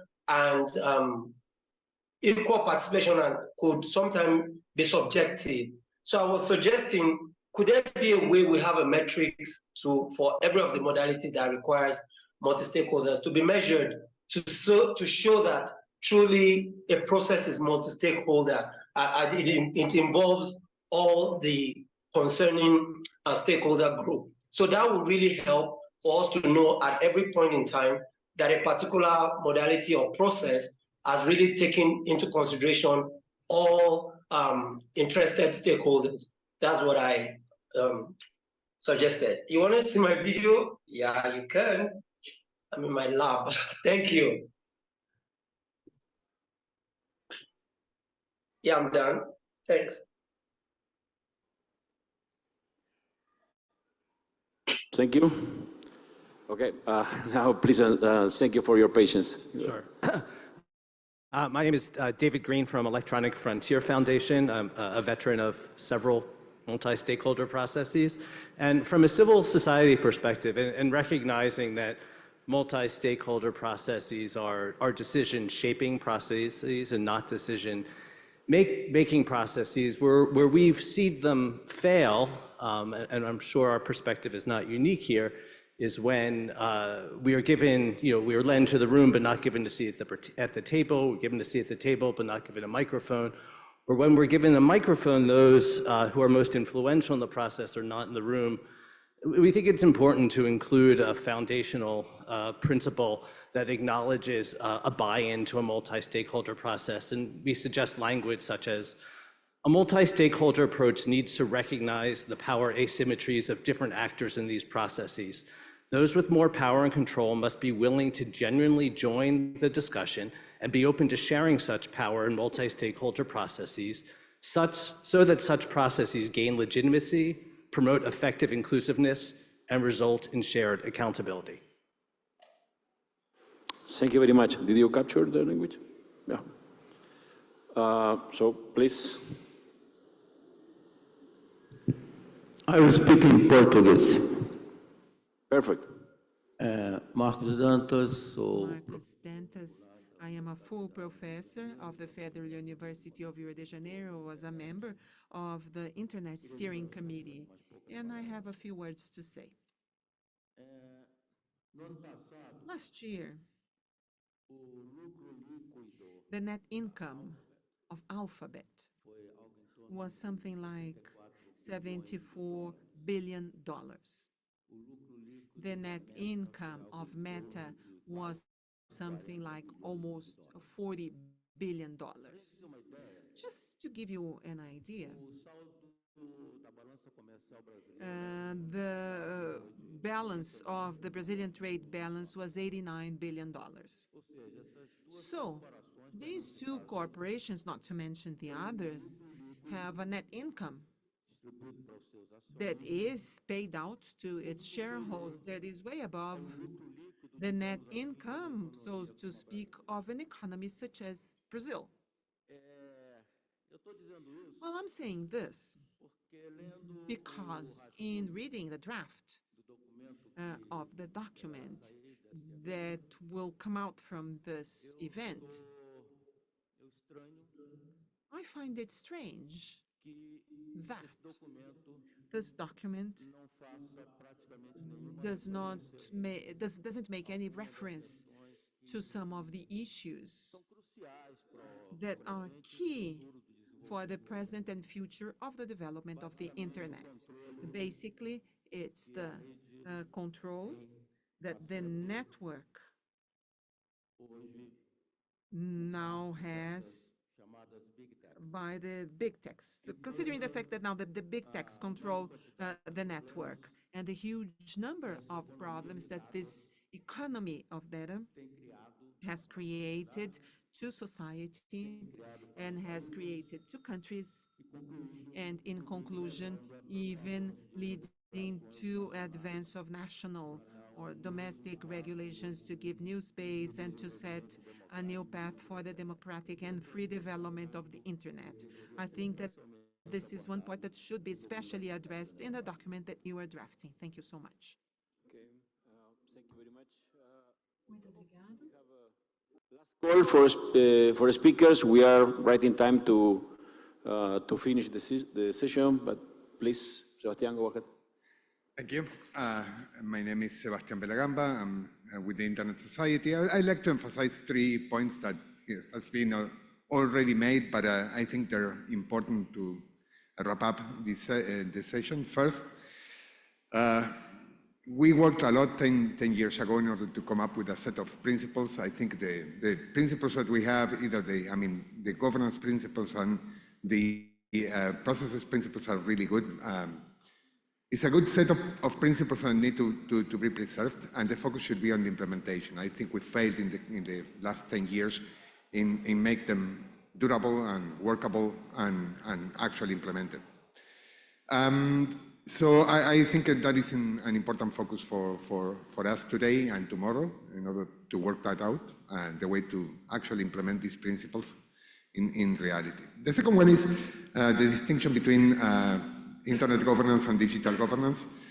I think the main importance of the document that we are putting together, all together, is that will inform several other processes. And as such, I think we have to be careful about the definitions that we use. I like the approach of having internet governance being used more related to internet infrastructure and having all things digital kind of approach. I don't know if we're going to make it this time because we have no time. We have to wrap it up by tomorrow. So we have to figure out something. If we're going to use the two concepts as synonymous, perhaps we have to figure out a disclaimer or something like that, in order to put it into the document to make it clear. The importance of this document is to make it handy in a way that other people can use it. It's not just for us to congratulate ourselves on how good the document it is. It's actually to make it actionable.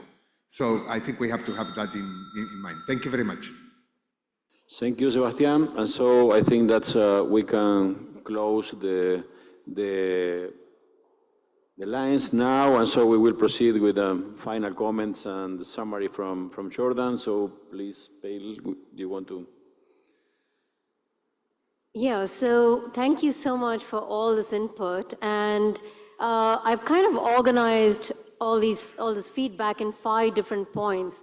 One is methods of governance to operationalize them. Second is language matters. Third is the equity approach. Fourth is governance and structures to be taught in tandem. And the last is how to introduce a new principle along planetary focus. So for example, the first one, methods of governance to operationalize them. Much has been brought up about how we need to focus on redressal and auditing mechanisms, institutional accountability, building oversight and decision-making, ensuring we track processes from decision contributors, resources, funding, demographic involvements, the nitty-gritty basically. Consensus as negotiation and methodology is key, right? Including that of cooperation, asynchronous documentation, and public archiving for access, capacity building, and decision shaping as not decision making. So I think this is one cluster of methods.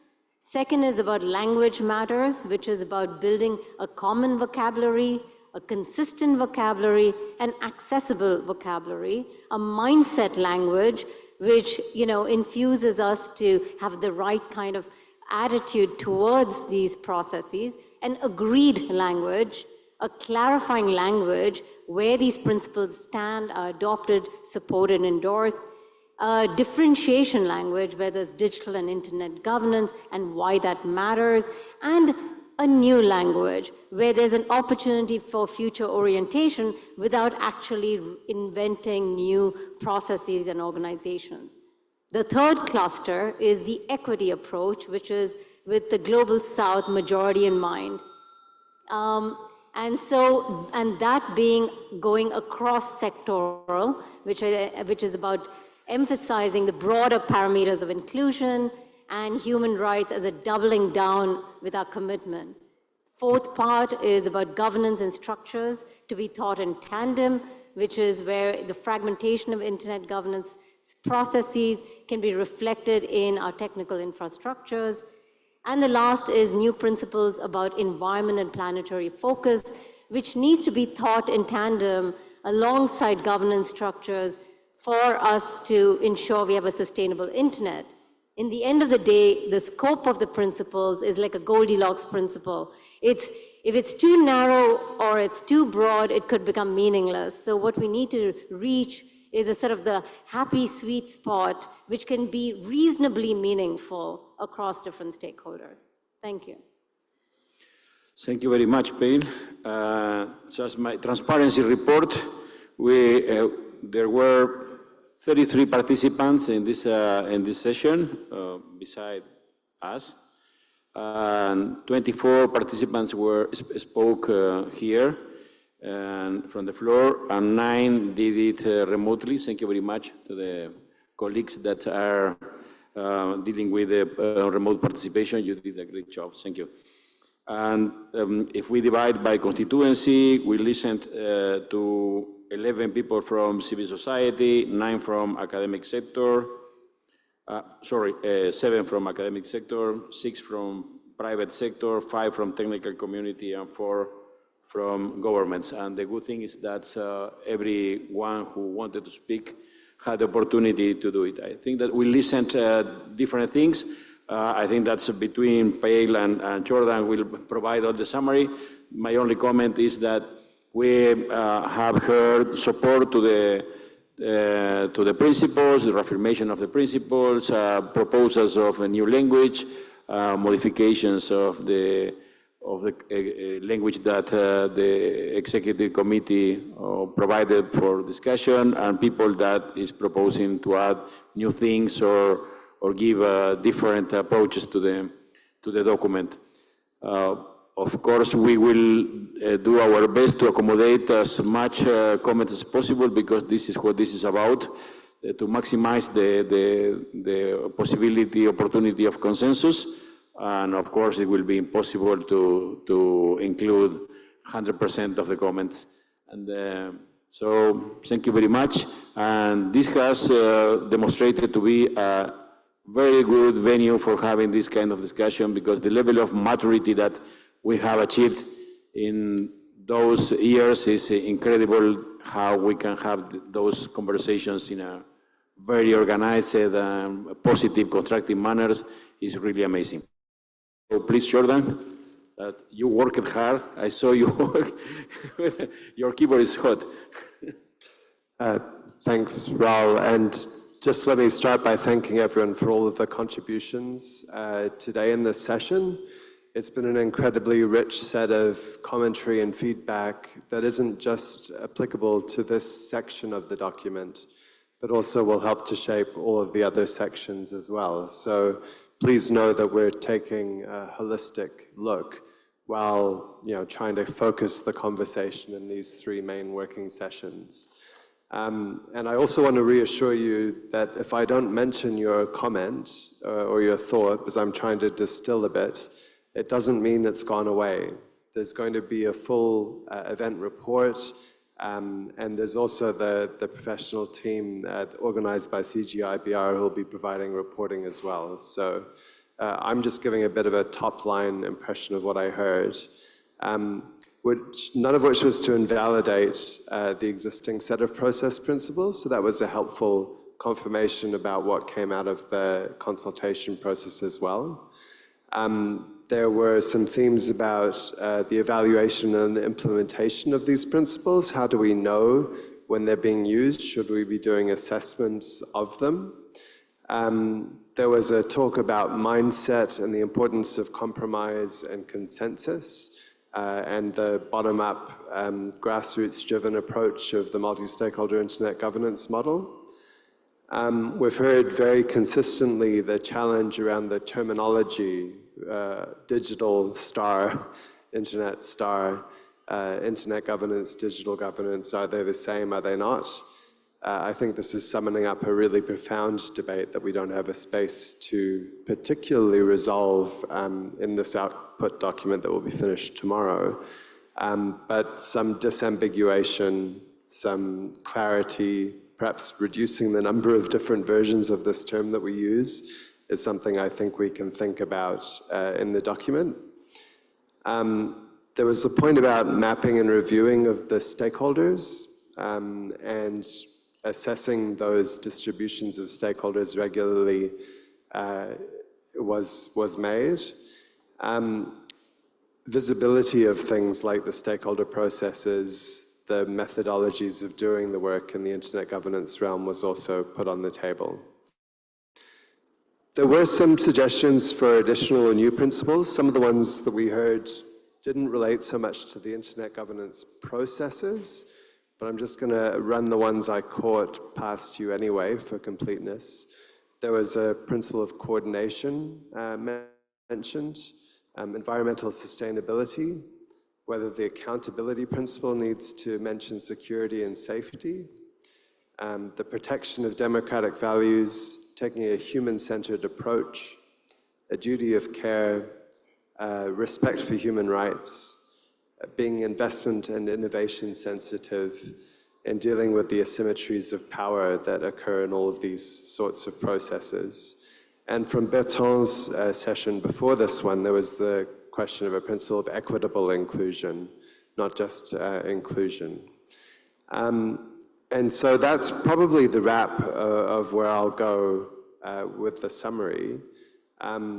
Our horrible task is to try and improve the draft that was presented and know that we are going to disappoint you. So please treat us kindly as we go through that process in the next day and a half. And let me either hand back to Raul or to the organizers with a final thanks again for all the insight and ideas shared with each other today. Thank you. Thank you very much, Pale. Thank you very much, Jordan. Great work. Thank you, all of you, for being part of this session. I don't know what's the next, but back to you.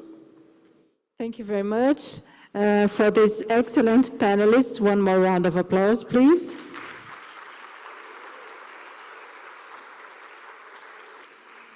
I kindly invite you to take back your seats and keep with us, okay? We are now going straight to the second of the three. Abrir a nossa próxima sessão de trabalho. A sessão de trabalho 2 está dedicada às diretrizes e implementação dos mecanismos multissetoriais. Esta sessão será moderada por Liz Fur, do HLC. Nós teremos Ana Neves e Sebastião Balagan, também do AgeLag, HLC. Vamos convidá-los, então, para vir agora para a Sebastião será o nosso...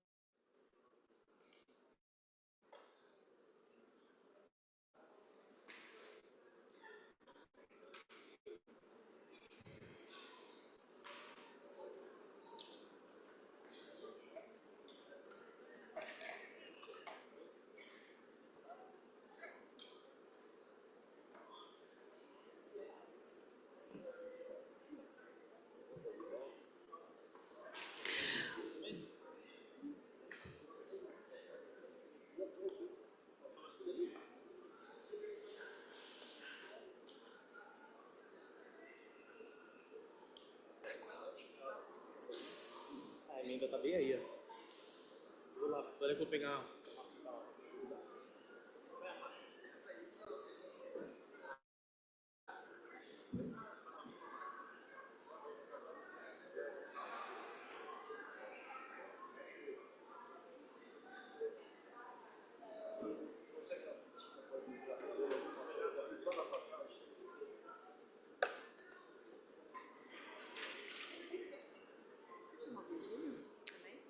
O Virgílio não vai. São só os três mesmo. São só os três.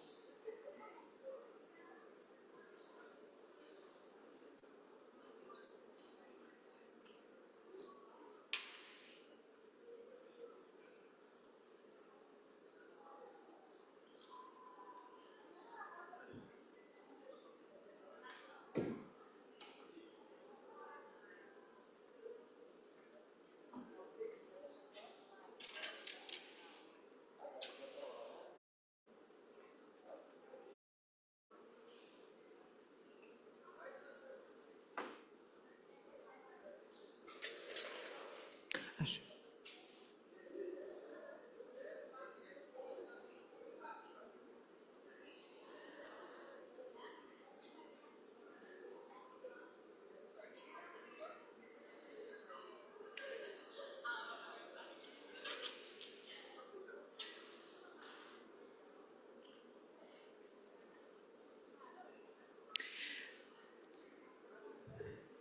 Okay, Mrs. Lacey, you can start. Thank you. I know it's a stretch, and I know it's a long day, but I really hope for an interactive session with all of you. We are welcoming you to working session 2 around the guidelines. It's chapter 3 in the document, Guidelines for the Implementation of the Multi-Stakeholder Mechanisms. We're going to have 2 parts because that chapter has 2 parts, one on the participation in the multilateral processes, and the other one on the guidelines and implementation of the guidelines. So it's going to be 2 parts, but we will deal with it in one because we think it's important to take it as one full chapter. We have the code of conduct that's online, so I refer to that. There are 2 minutes intervention. Please remember to present your name and affiliation when you do an intervention. For us, this session is not about the internet governance content, but it's about the multi-stakeholder process. I know there was a lot of discussions around the principles on further content, but I think it's important we frame this into that this is about the process itself. It's a working session. It's meant to allow you to give feedback and input to us. And you know, there has been a consultation in which the basis of the draft document was taken from.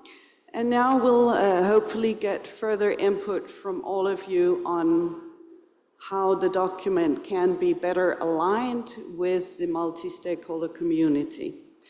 So with that, I'll hand over to Anna to give a short presentation of the chapter, plus some of the findings. Over to you, Anna. Thank you, Liz. Well, I think that we don't have so much community here, but I think that we can try to engage the stakeholders that are here.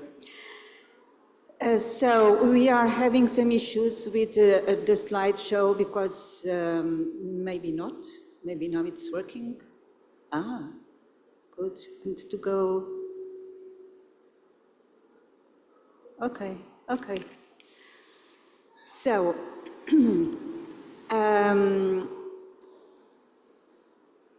we are talking here about the guidelines for the implementation. So, as Liz was saying, we are not talking here about content. We are talking about processes. And in what concerns the guidelines for the implementation of the multi-stakeholder approach, well, if you think in the environment, well, in Portugal, for instance, when the government wants to build a huge building, a bridge in a certain territory, it has to get the opinion from the NGOs and academia to make a final decision. So without that opinion, it cannot go along with any decision. So I think that this is an evolution of the decision-making, and in environment, we are already there. In internet, we are in our evolution. In what concerns the multilateral decision-making, so nowadays we have the Global Digital Compact, and a lot of voices were raised because they will be not part of the process. Yet, the co-facilitators tried with deep dives and now with open consultations to hear all the different stakeholders that we have for the time being, this distribution. And in the Global Digital Compact, we have governments, private sector, civil society, academia, technical community, so differentiated. So this is something that we already implemented. So it's something that we already achieved. It would have been impossible to do this, I think, 10 years ago. When we are discussing, well, 9 years ago, when we were discussing the WSIS +10 review. So, importance here on the multilateral is how we involve the stakeholders. And it's about quantity of stakeholders and the quality of stakeholders. So we have to understand when it makes sense, if it makes sense a lot of times, if it makes sense on different themes. So it's something that we have to continue to discuss.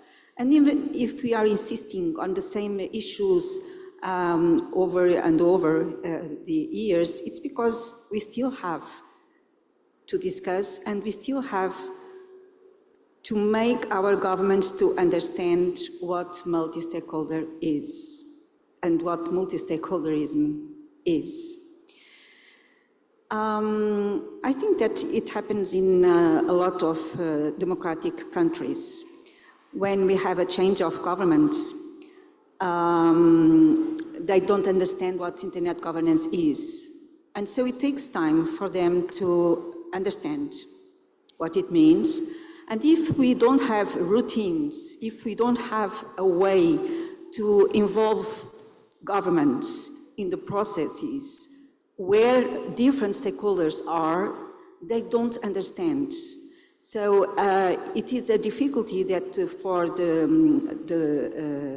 civil servants they have normally is to make their governments aware of the importance to take everybody on board, because this has implications at the national, regional, and global levels. So we were thinking to start the discussion with this example, with the Global Digital Compact. What do you think it's not working in the negotiations of the Global Digital Compact, or if it is working because all the stakeholders were involved in different ways, but they were involved, and if you are happy the way you were involved, or if you would like to have a different experience, and if you think that we should have a discussion and a negotiation of the Digital Compact in a different way. So this is for discussion now, and then we'll have further discussion later on, but this is to see in practical terms, in a multilateral environment, how the multi-stakeholder approach could or should be implemented. So the floor is open for anyone that would like to engage in this first discussion.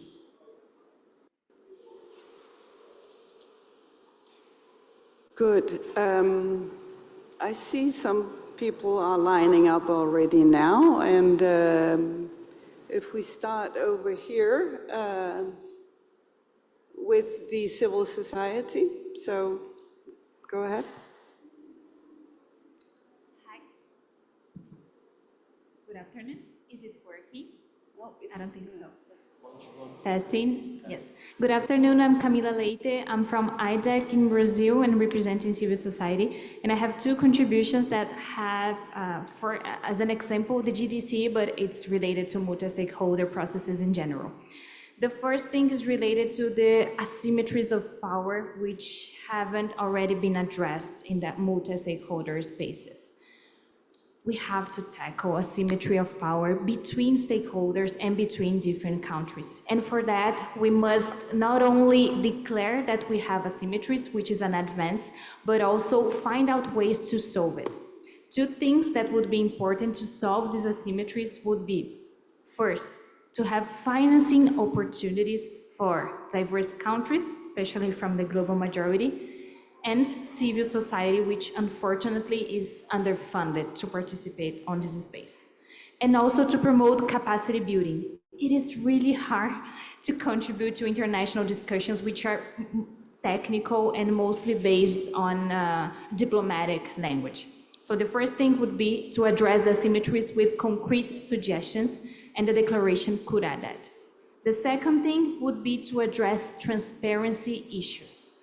So the transparency has been addressed in declaration, but you could be more clear in what transparency means. The transparency must be present in all the processes and the results on which contributions are absorbed in the end.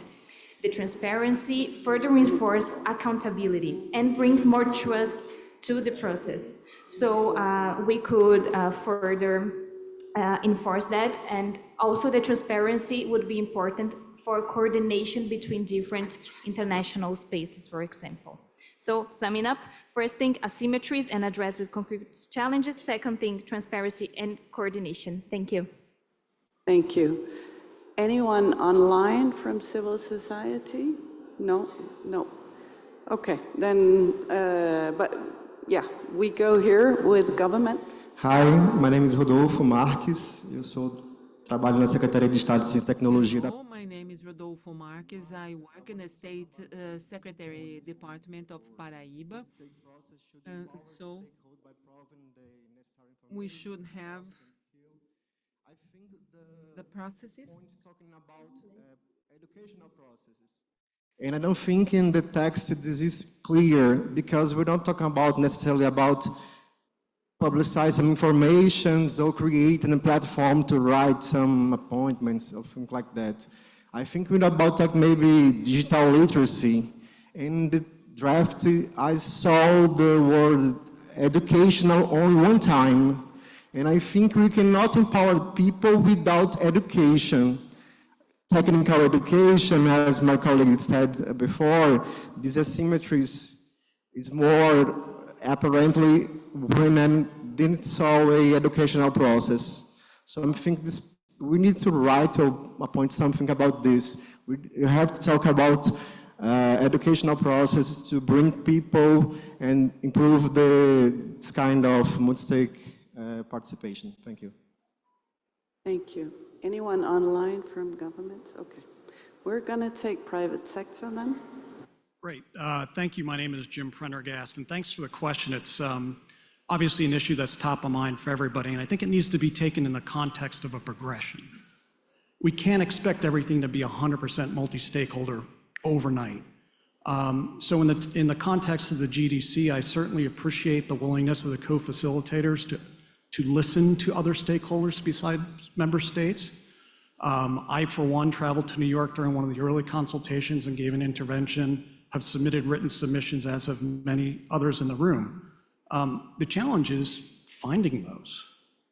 both from a current research and transparency aspect, but also down the line for people to look back and see how their input was taken on board or not taken on board in the final products that is delivered. And I think one of the things that frustrates many is that they craft these messages, they craft these inputs, but then we don't know what happens to them.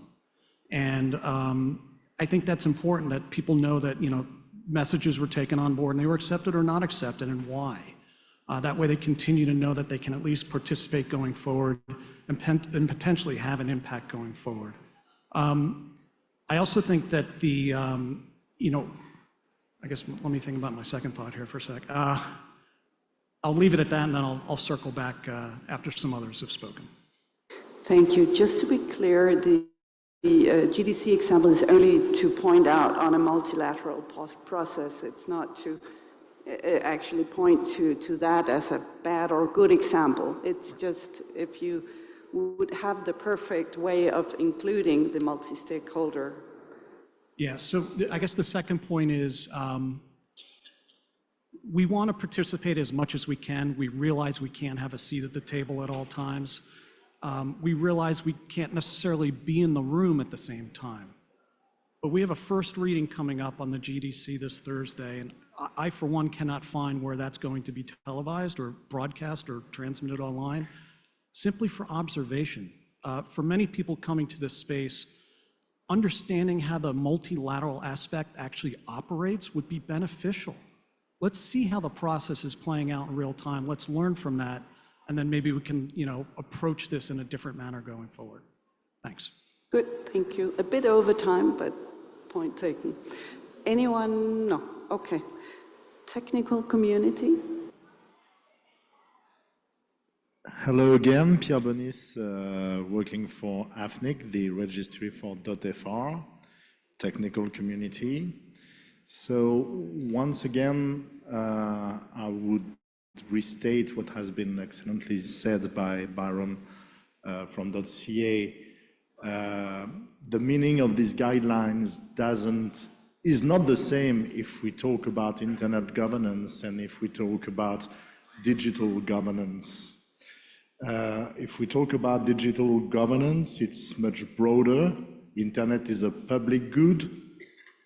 Everything that is digital is not a public good.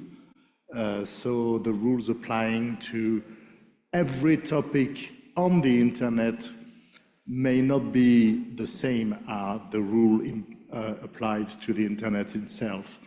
And in that matter, I would suggest if we stick to the digital governance, maybe to add an invitation to the stakeholders that are impacting other stakeholders to make sure they are in the room, because I just remind ourselves that stakeholders can be impacted, but they also be impacting.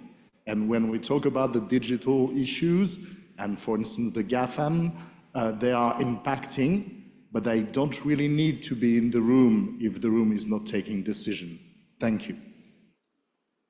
Okay, any tech? No. So it's academia online, so we're going to take the online and then over to you, Jeanette, after this. So online, who's online? No one? Okay, I thought someone was online. Good, over to you, Jeanette. Yeah, thank you very much.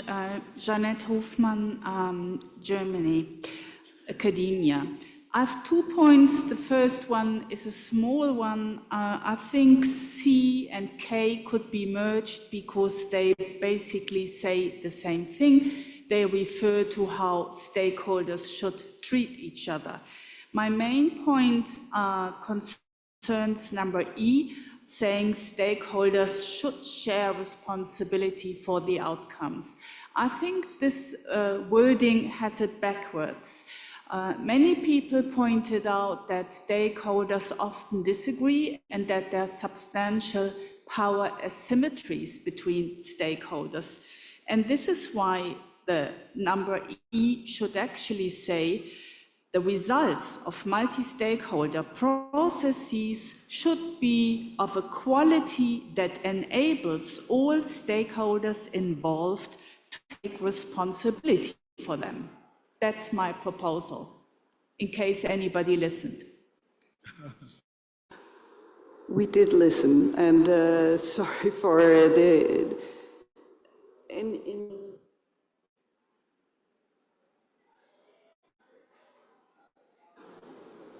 Okay, next over to civil society.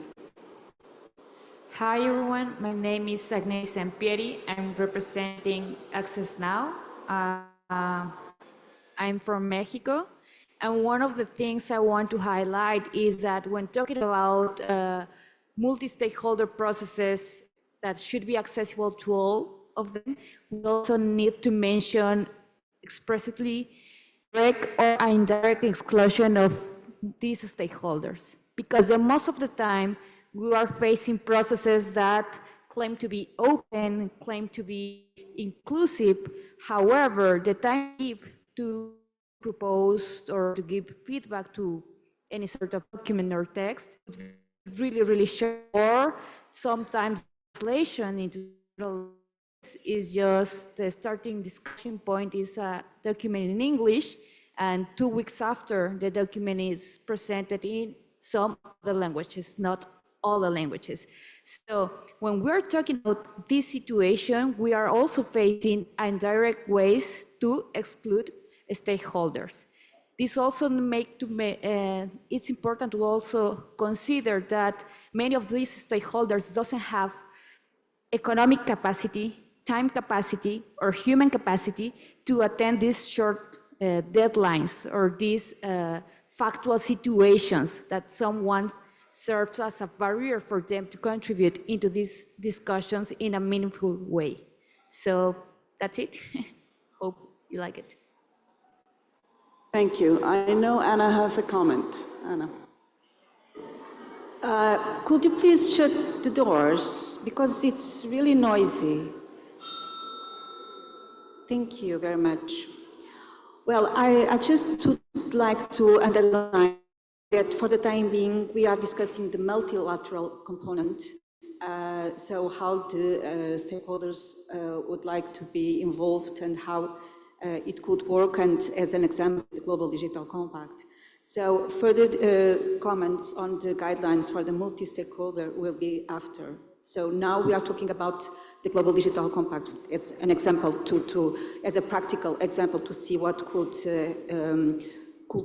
change in the future, perhaps. Anyone online or no? Just okay. Yeah. So now private sector. Okay, thank you. Jimson Olufuye, Africa ICT Alliance. Well, looking at the process of the Global Digital Compact document preparation, well, if I were to score it with regard to how other stakeholders were part of it, I would say 40%. They tried, okay, to reach out, but assuming we have accepted these principles, all the principles that we have outlined, can we have the statements on the screen again?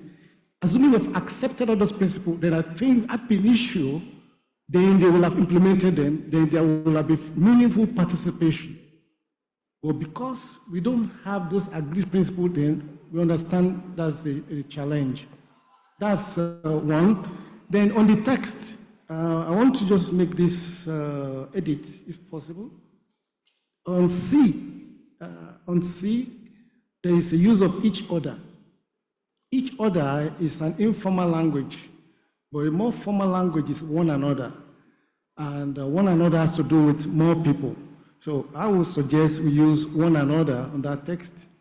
And then with regard to a section where we talk about capacity building, I want to underscore that we could replace that with capacity development in tandem with the sustainable development goal.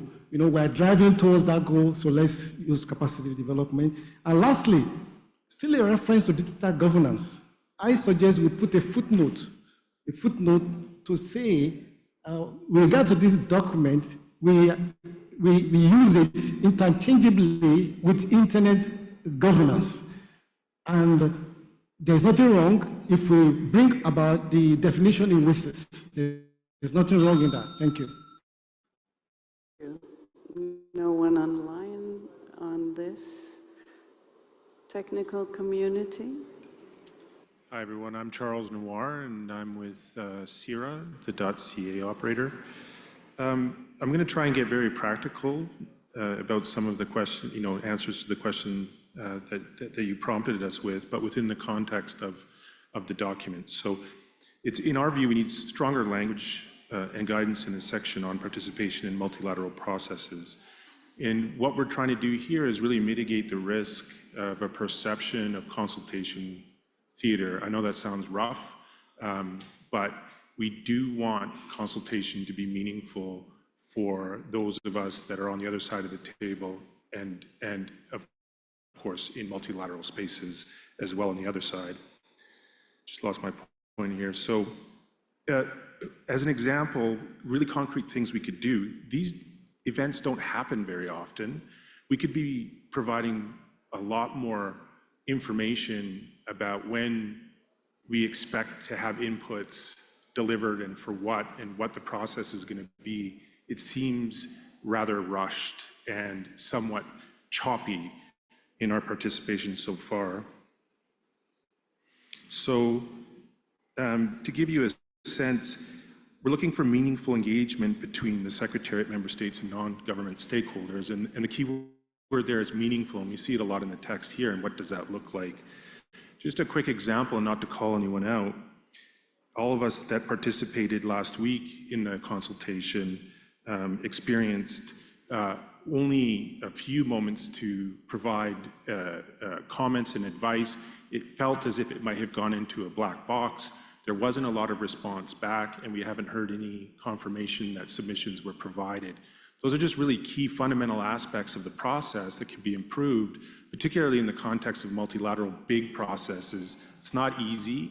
We recognize that there are thousands of us involved, but there has to be a real sense of engagement that we're looking for. Thank you. Thank you.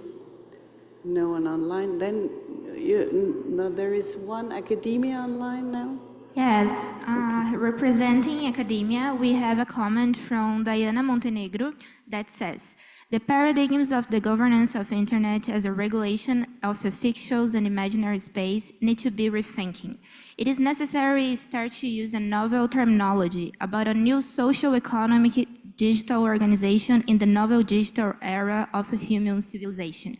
Therefore, governance of the novel digital organization is more precise.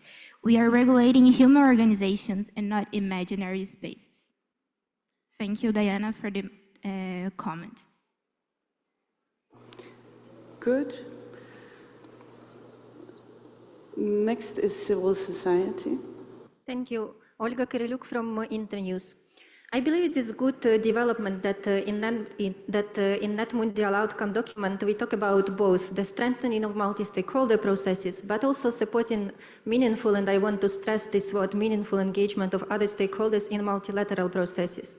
It's also good to see governments willing to see more engagement, which was mentioned a couple of times by the US government earlier today. We will not be able to redesign every internet governance process to become multi-stakeholder, and I believe the last 20 years after visits have proved that. But what we are able to do is to improve the inclusion of all interested stakeholders other than governments in multilateral processes.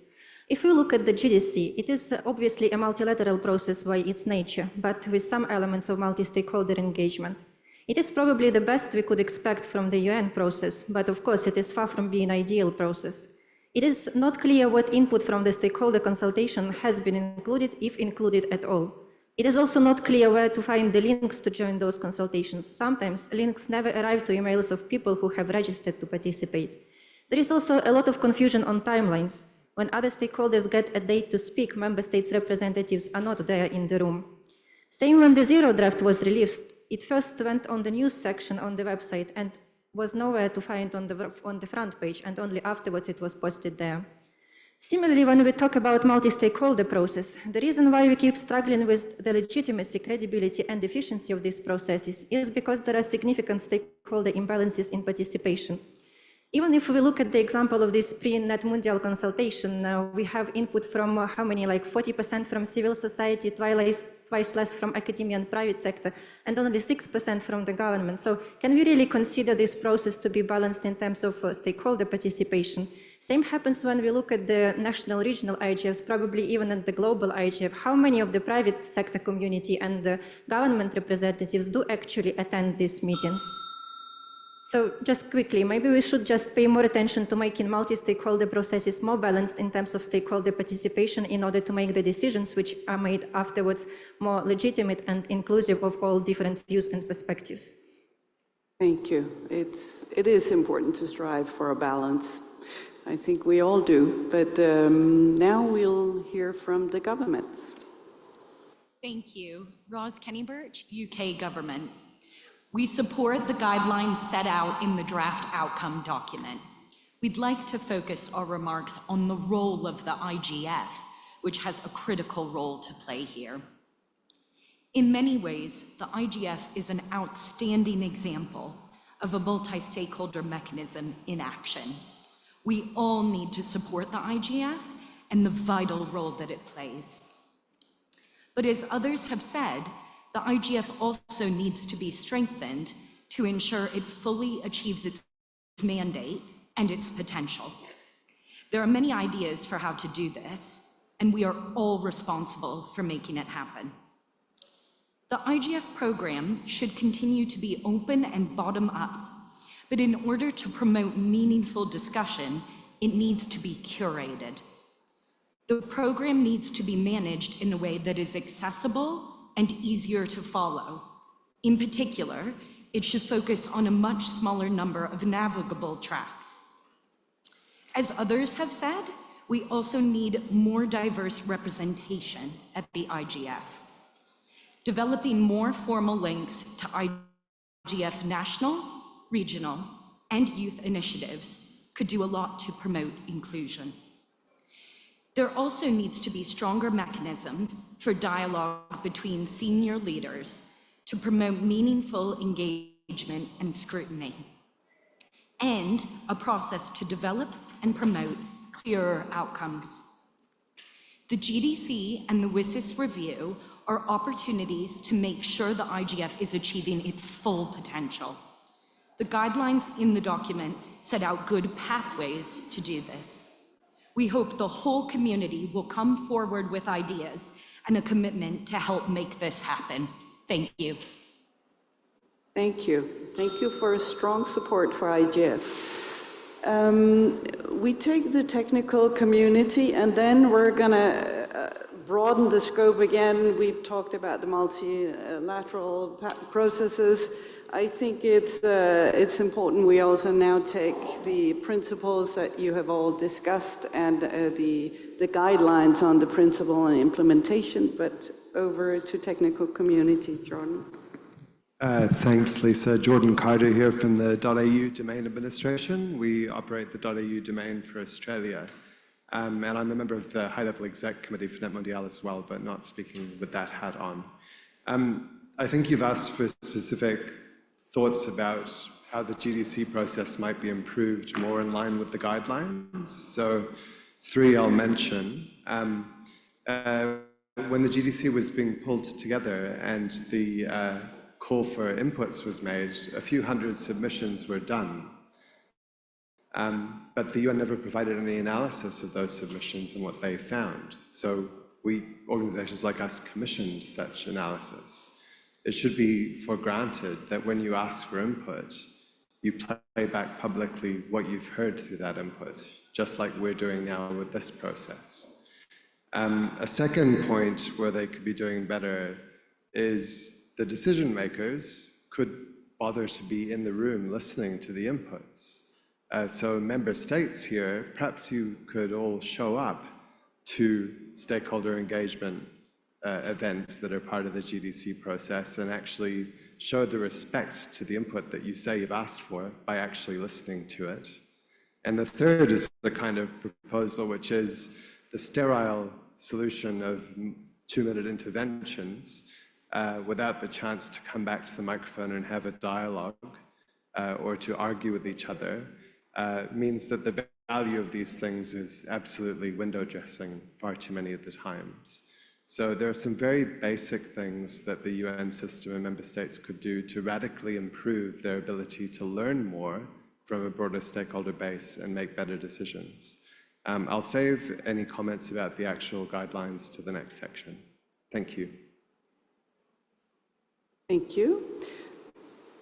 Anna, if you want to take, we're just going to do a quick intro and then we'll open the mic again. Sorry for those standing already. Just to wrap up on this issue of the multilateral, I think that Jordan, he really made the point. It's that governments, they are not aware of internet governance. So, and this is really an issue because even at national level, and so we have to insist, and I think that the Global Digital Compact and the Summit of the Future are really key to make this awareness that we all have to work together in different issues and achieving different formats of decision-making and shaping. But now we are going to the guidelines for implementation for the multi-stakeholders. And so now, from now, we will be discussing the multi-ranking questions. So there were 2 questions.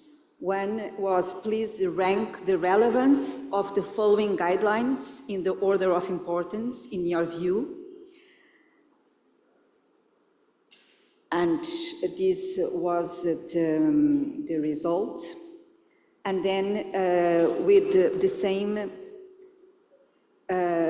guidelines, it was asked to identify up to 3 relevant items from the above list that are considered not to be effectively implemented or are more important or not. So then we will have this ranking, the top 3, the last 3, and then we have the ranking.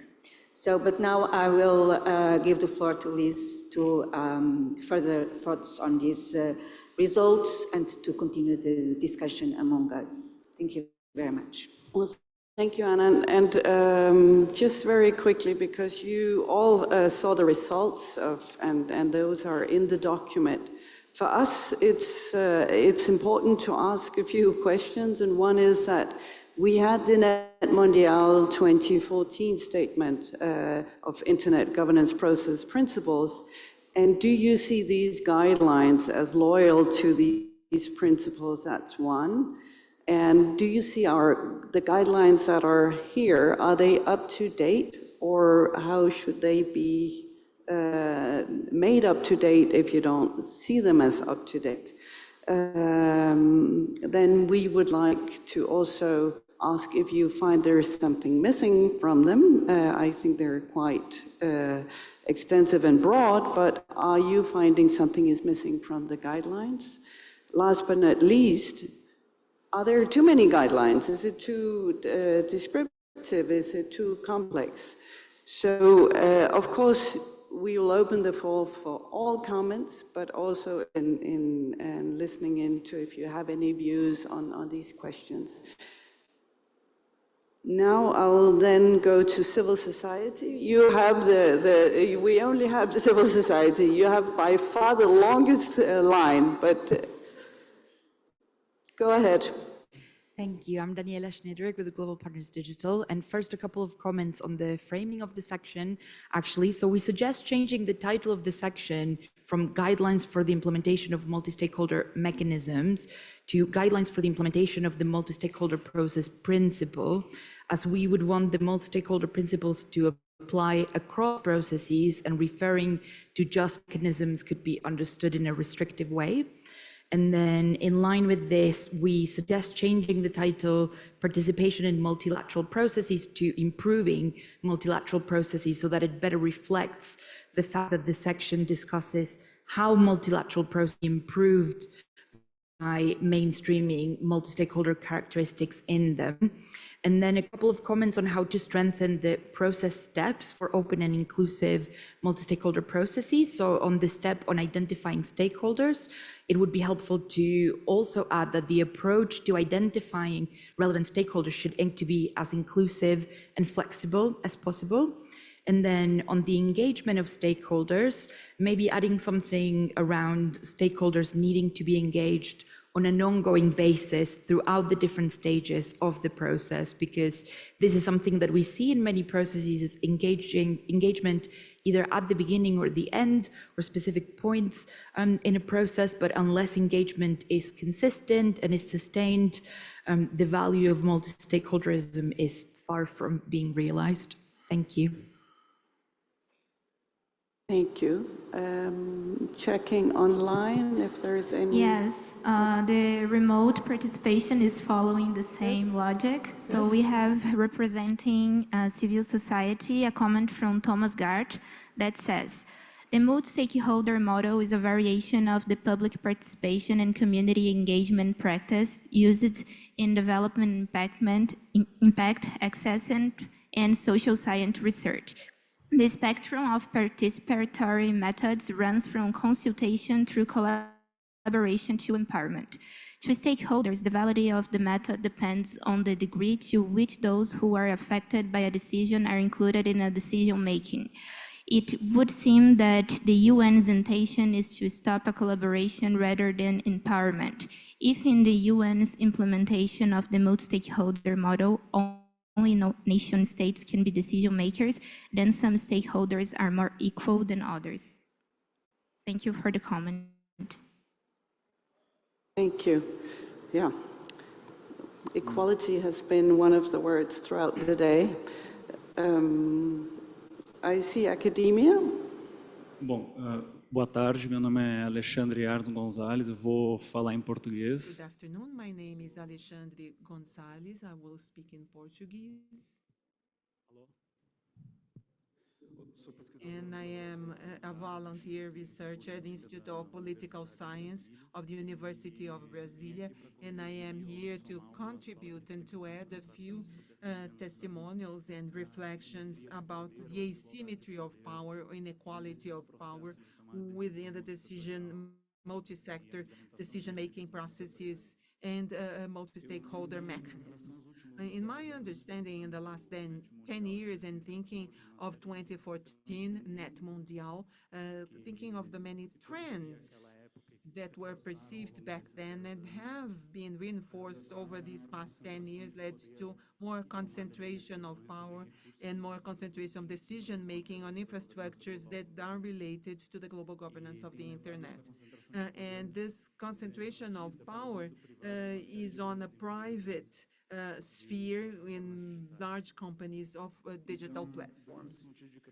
So in trying to contribute to make more explicit the meaning of this asymmetry of inequality of power, I think that the idea of empowering certain stakeholders that the document may bring is to underline the need to empower certain stakeholders and to correct the asymmetries and inequalities. Thank you. Thank you. Anyone online from academia? No. Civil society again, we're going to take the round. Thank you. Good afternoon. My name is Veridiana Lemonte from the Electronic Frontier Foundation, and I would like to suggest actionable and concrete steps that unfold from the guidelines and that reinforce the importance of the three first one ranked there. So in terms of meaningful multi-stakeholder participation, these steps or these recommendations are ensure effective, diverse participation through democratic and inclusive accreditation of participants, ensure the opportunity to receive timely access to documents, provide interpretation services, speak at sessions in person and remotely, and submit written opinions and recommendations, request that information on registration for sessions and the means to participate as a speaker be timely, transparently, and equitably provided to ensure maximum participation. Ensure that modalities for participation recognize the diversity of non-governmental stakeholders, giving each stakeholder group adequate and equitable speaking time while all stakeholders are in the room. Adopt secure, open, and accessible communication platforms to protect all stakeholders and ensure participation regardless of technological resources. And lastly, maintain an up-to-date, dedicated online public space with all relevant information, such as practical information with details for participation, time, location, and remote participation, organizational documents such as agendas and discussion documents, statements, and other interventions by states and other stakeholders, background documents, working documents, and draft outputs and meeting reports. I will share these to make it easy for those reporting. Thank you. Thank you. Sebastian was typing very fast. Good.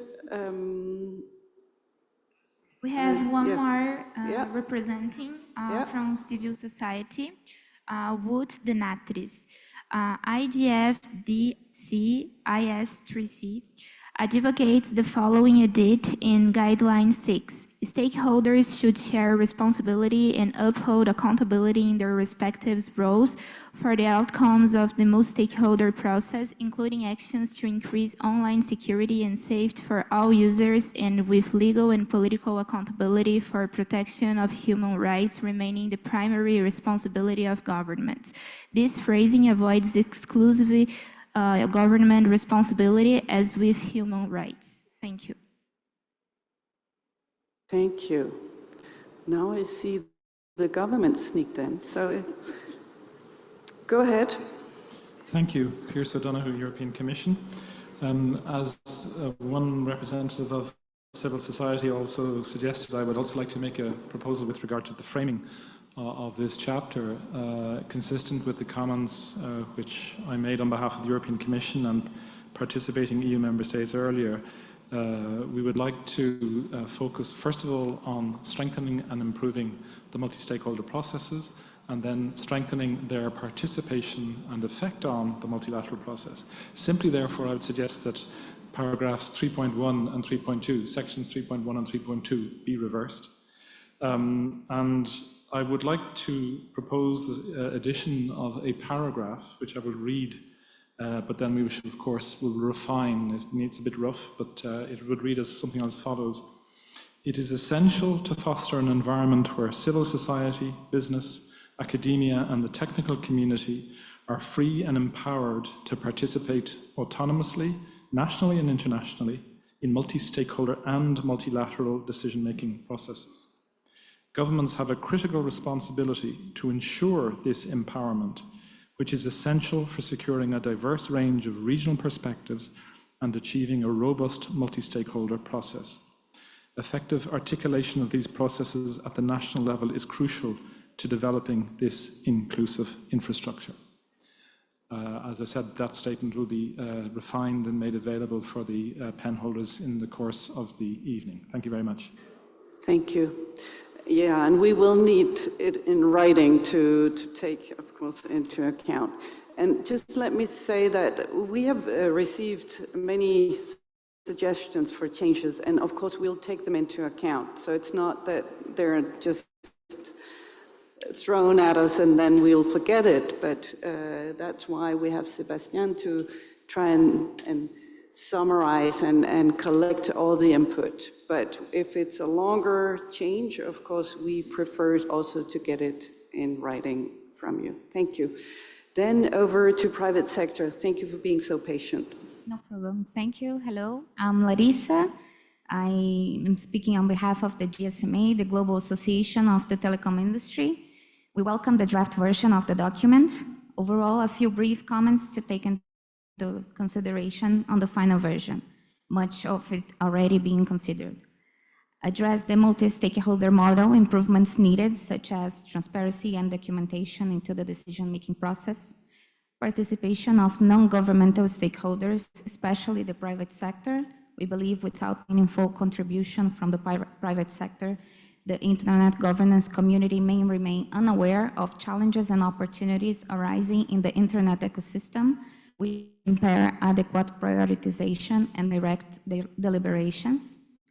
A strengthened IGF environment has potential to be a key in coordinating debates on the internet governance and tackling fragmentation, but its commitment to preserve its multi-stakeholder approach and avoid departure towards discussions of primarily intergovernmental nature. Future drafts of the Global Digital Compact should retain the embrace of the multi-stakeholder model, its strong emphasis on connectivity, and its recognition of the unique role of the private sector in creating and maintaining the digital domain.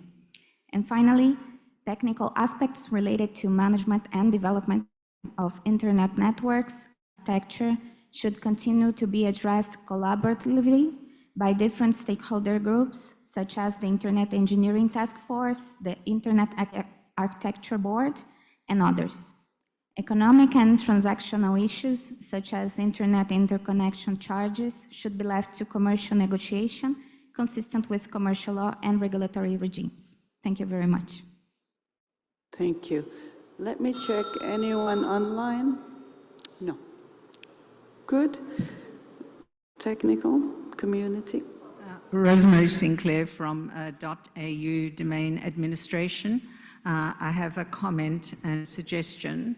The comment is that the draft outcomes document that we've been working on has two additional guidelines. One on the avoidance of duplicating of efforts and another on practical actionable outcomes. So our contemplation of these guidelines needs to include those two additions.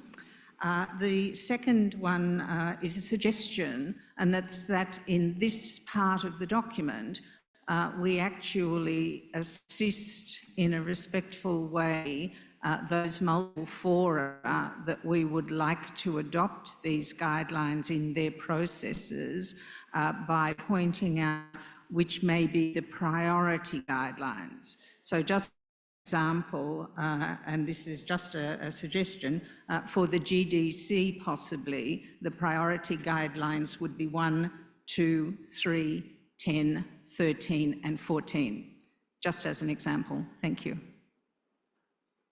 Thank you. Good. No. Academia? Yes, hello.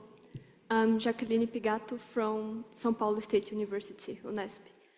So, considering that the last 10 years saw an increase in internet governance matters into high politics, and considering the intersection of the digital with the sustainable development goals, there's a natural need for multi-stakeholderism, and this message should be delivered especially to national states.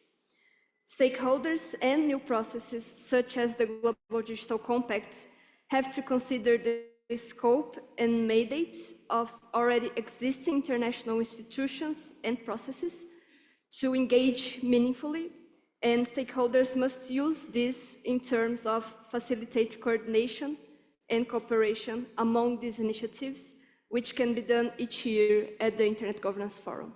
Thank you. Thank you. Online still? No? Civil society? Hi, everyone. This is Carolina from the DNS Research Federation. So I actually wanted to address one question by the panel on whether the guidelines are too many or too long.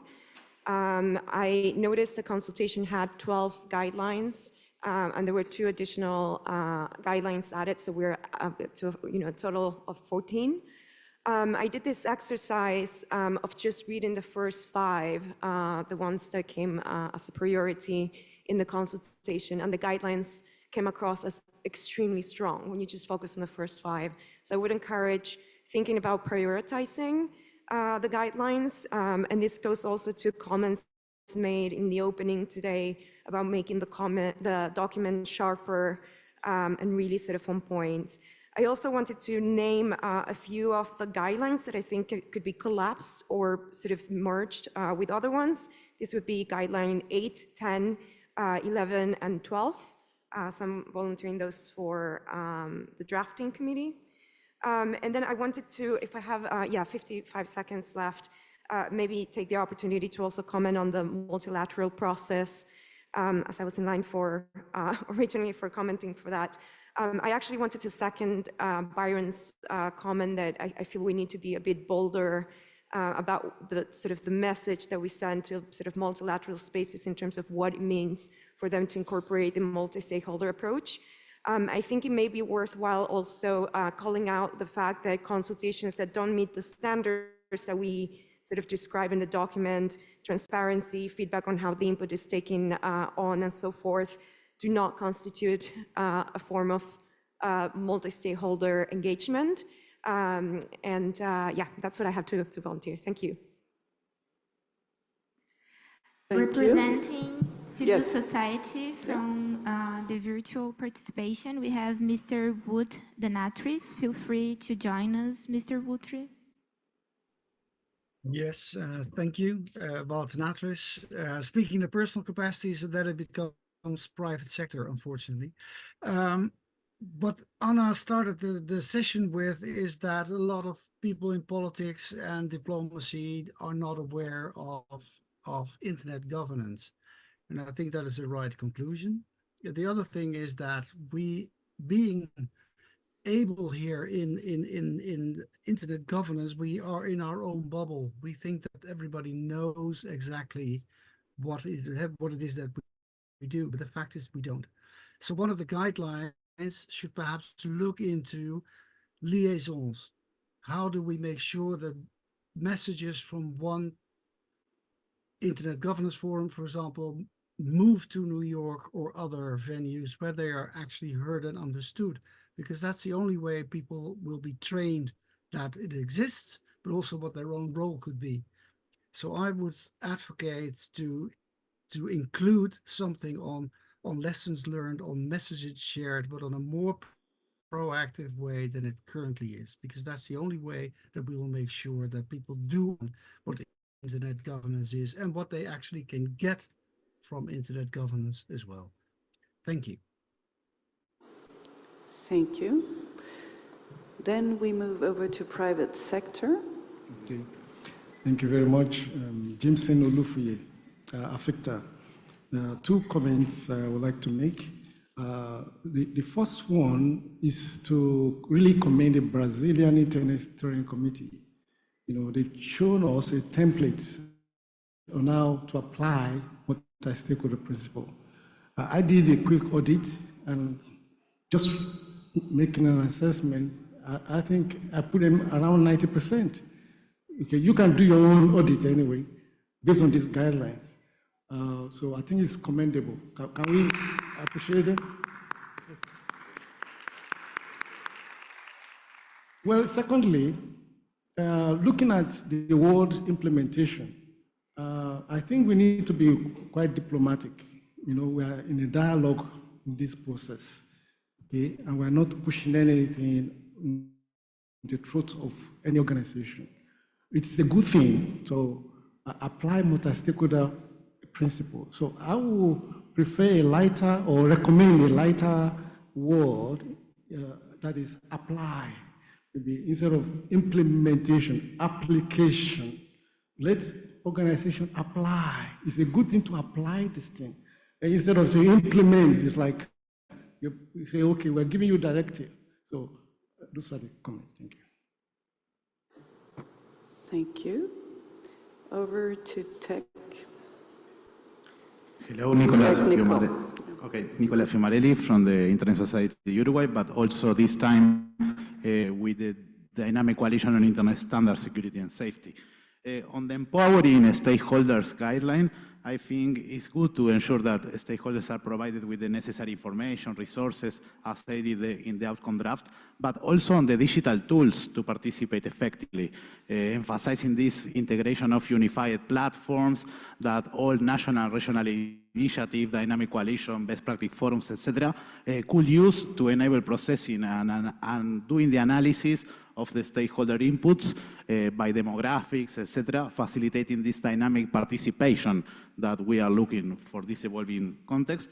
On the accountability, I think that it says very well in the outcome draft about these accountable mechanisms, but we need to integrate more reporting systems that maybe shape all document contributions, ensuring that the actions are transparent and open for review as well. So this will have a high level of accountability that could align with what we are looking for, and also, as stated in the document, legal and political responsibilities of protecting human rights. But here I will add that it's not only to protect, but also to include, because we are seeing it right now with the fast-paced developing technology, about these immediate actions to improve online security and safety for actually all internet users. Finally, on the integration with other processes, we need to see that encouraging the adoption of these standards that nowadays are not mandatory. For example, security standards. I can mention DNSSEC, RPKI, IoT security, also quantum-resistant algorithms. This is something crucial and is a gap in the implementation of security. So in multi-stakeholder participation, we need to think about including the technical community as well to address these important gaps. Thank you.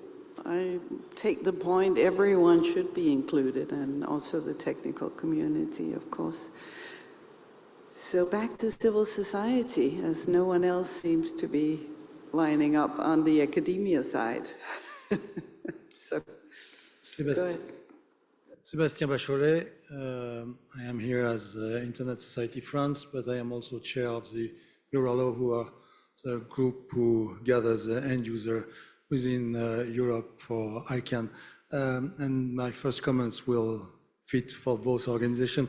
Maritime Hall in the previous session talked about end user. Fortunately, in the declaration of NETmundial 2014, there is a reference of end user. In the document today, there are very few, if not, references to the end user. And I think that the multi-stakeholder could be organized like it is today, but don't forget end user. And when we are end user, it's quite difficult to follow all those processes. And we think that the IGF could be a good place to allow each processes to come to give a report on what they are doing, what they will be doing, like that we can be on page each year about what is happening in this arena of internet governance, and if we decide also on the digital governance. I wanted to add one thing about the proposal made by the European Commission. Don't forget the level of the region, and you are a region, and because at the IGF level, there are regional and sub-regional meetings like Eurodig in Europe, and it's important also to take that into account. And in fact, I came to the line to talk about the first question. I will try to be quick. Multilateral processes need to evolve in more multi-stakeholder processes, fostering meaningful engagement, including fostering a more inclusive and multilingual participation. Thank you very much. Thank you. Good. Anyone online there? We have a comment representing civil society online from Kiki Fong. It says, either model must be able to map it to visually show points and methods of participation and decision-making for different stakeholders. Dispute resolution and whistleblowing mechanisms are a feature of any governance model. Thank you for the comment. Thank you, and over to government. Thank you. Susan Chalmers from the United States. In terms of Section 3, we may wish to consider replacing the word mechanisms in the title with the word approaches, because this is more flexible, and it could also inform multi-stakeholder approaches to multilateral processes. We would support adding the text that was offered by the European Commission, as well as inverting paragraphs 3.1 and 3.2, placing the section 3.2 first. Also, we might wish to consider recommending many of the guidelines also to multilateral institutions in the document. It's unclear why we need to constrain these to multi-stakeholder processes in general. So just for example, the first guideline could read, processes should empower stakeholders by providing them with the necessary information, resources, and participate effectively. This is certainly true of any multi-stakeholder approach or mechanism, but it could also be very true for us to recommend this to multilateral processes as well. Thank you. Thank you. I think the meaning was that the multilateral processes should absorb or kind of use the multi-stakeholder guidelines, but you're right, it might be not very clear in the way the different sections are in the chapter, but happy to look at it. Now we go over to technical community. Thanks, Lisa. It's just a bit taller. Jordan Carter from the .au domain administration again. I just want to explain my understanding of what these guidelines do. I think they distill the lessons of 25 years of multi-stakeholder internet governance and try to offer them up to the community in a clear and relatively concise way.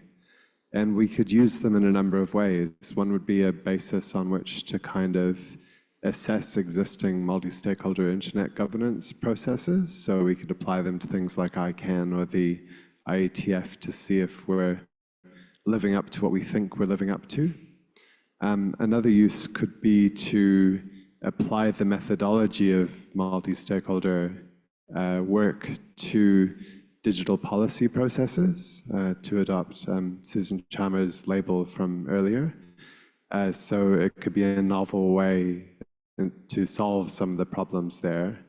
And a third use of this could be to influence and instigate changes to multilateral policy processes of any sort, whether it's dealing with internet governance or digital policy or anything else, on the basis that the hard work of building consensus between diverse points of view often leads to better solutions than not doing that.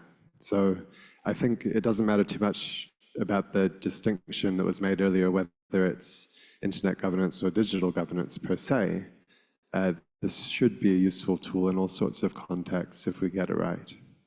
Thanks. Thank you. And we have a comment from technical community. Yes. So from every Doria, indeed would be useful for multilateral forms of governance to adopt more methods from the multi-stakeholder toolbox and evolve through practice little at a time over the years. Thank you.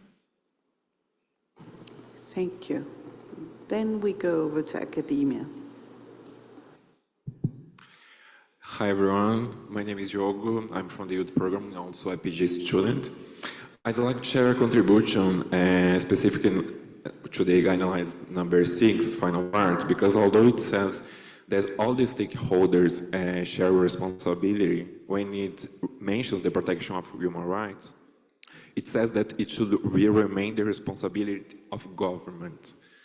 But considering the shared responsibility, yeah, the equal footing, and also the rugged principles, also called United Nations Guiding Principles on Business and Human Rights, should the protection of human rights be mentioned to be primary responsibility of governments alone, or should more actors be included? Thank you so much. Thank you for that comment. No. Good. Over to civil society. Thank you. My name is Wahid from Tech Global Institute. When discussing the implementation guidelines, we want to emphasize that successful implementation will require clear metrics outlining throughout the process for multi-stakeholder approach, which will hold decision makers accountable to actions they took based on the feedback, and also to keep pace with rapid innovation in the internet. We'd also suggest accompanying guidelines with accountability matrices, which goes into measuring compliance among different stakeholders on those principles and actionable approaches to measure them. Thank you. Thank you. There's one online? Yep. Yes, we have now Flora Santana represent civil society. Flora, feel free to join us. Hello, good afternoon. I'm Flora Santana. I'm from Sleeping Giants, Brazil. I'm participating online today. So my contribution would be that this draft of the final statement and the comment throughout this event put a special light in the role of governments, placing a special responsibility for these processes on states, which for sure very welcome. However, in this digital age and time, the lack of the different reflection about the role of the private sector in the document is of concern. Given that we are here to reflect on the model of how would stakeholder processes actually happen throughout the number of processes ongoing internationally and nationally, it would be also welcome that the private sector, especially talking about holding the principle here listed earlier, like transparency. For instance, the previous contribution, the point 6 of the guidelines and processes steps for multi-stakeholder collaboration puts a heavy reliance on governments to protect human rights. When the digital sphere happens mainly within private actors. And this is what is fueling the regulation efforts in many countries, which are perceived by many as a threat of fragmentation of the internet. This is, of course, one topic of the draft document, but it shows how the debate sees government in a different light, giving it their power, which is good, which is great, but it also shows the lack of the same approach of an actor that nowadays can and is very powerful as many other countries, which was previously said as well. I'm just finished, which is the private sector. So this speaks also to treat each stakeholder fairly and at the same time empowering other stakeholders in summary equity. Thank you very much. Thank you. Yeah. Then we have technical community. Thank you. My name is Peter Koch for DNIC, the German top-level domain CC/TLD registry. On the process step guidelines, this is a pretty operationalizable step of actions, except the way that the step 5 and 6 are phrased, they are more overarching guidelines and should be treated as such, or rephrased in a manner that makes clear why they appear at that part in the process. My reading is they are actually overarching guidelines and could actually be skipped here. I would also ask the authors to consider listing which of the overarching guidelines are to be achieved by each of the steps. That might be informative to people operationalizing these guidelines, and it would also be helpful, even though we have agreed so far, I guess, that the document already has a certain length, to add 2 or 3 sentences to the beginning of these steps as an interpretation aid. Thank you. Thank you. I hear an overarching theme also on prioritization and being more clear on the guidelines. So thank you for that feedback. Over to civil society again. Hello, good afternoon. I'm Anderson Santana. Please put on your translation headphones. I will speak in Portuguese. The document, item 3.1, highlights that those multi-stakeholder processes have to be more inclusive to ensure the participation of all stakeholders from the global south. They have to be properly qualified to contribute significantly in all different stages of the process that deal with key issues. To do that, we have to initially reinforce that perception, the origin, the reality of some specific groups of civil society, especially consider the social inequality and technical disparity among people who live, for example, in urban areas, central or peripheral areas, and rural areas. People from Quilombola community, people from the riparian areas and river areas, from the rural areas, really. Therefore, I suggest to consider something unique, which is not present in this document nor in any other previous documents. We have to really focus on differences to rural and urban areas, whereas while we do not reach full equality among all the different areas, not considering discrimination, but rather to have more efficient actions focused on different audiences, different public groups, because we cannot list all the different groups right now. It's urgent to have engagement of all different areas throughout the world so that we can really do that even 10 years later. As a journalist, as a communicator and activist, I would like to ask the media to expand this process of the consultation. The media has a very important role which has to be expanded in the area of digital literacy, media training, and internet governance so that we can train more people, because this is also a soul of journalism. There is a large audience outside, and the third sector organizations are overloaded. Not a minute. You can get 15 seconds.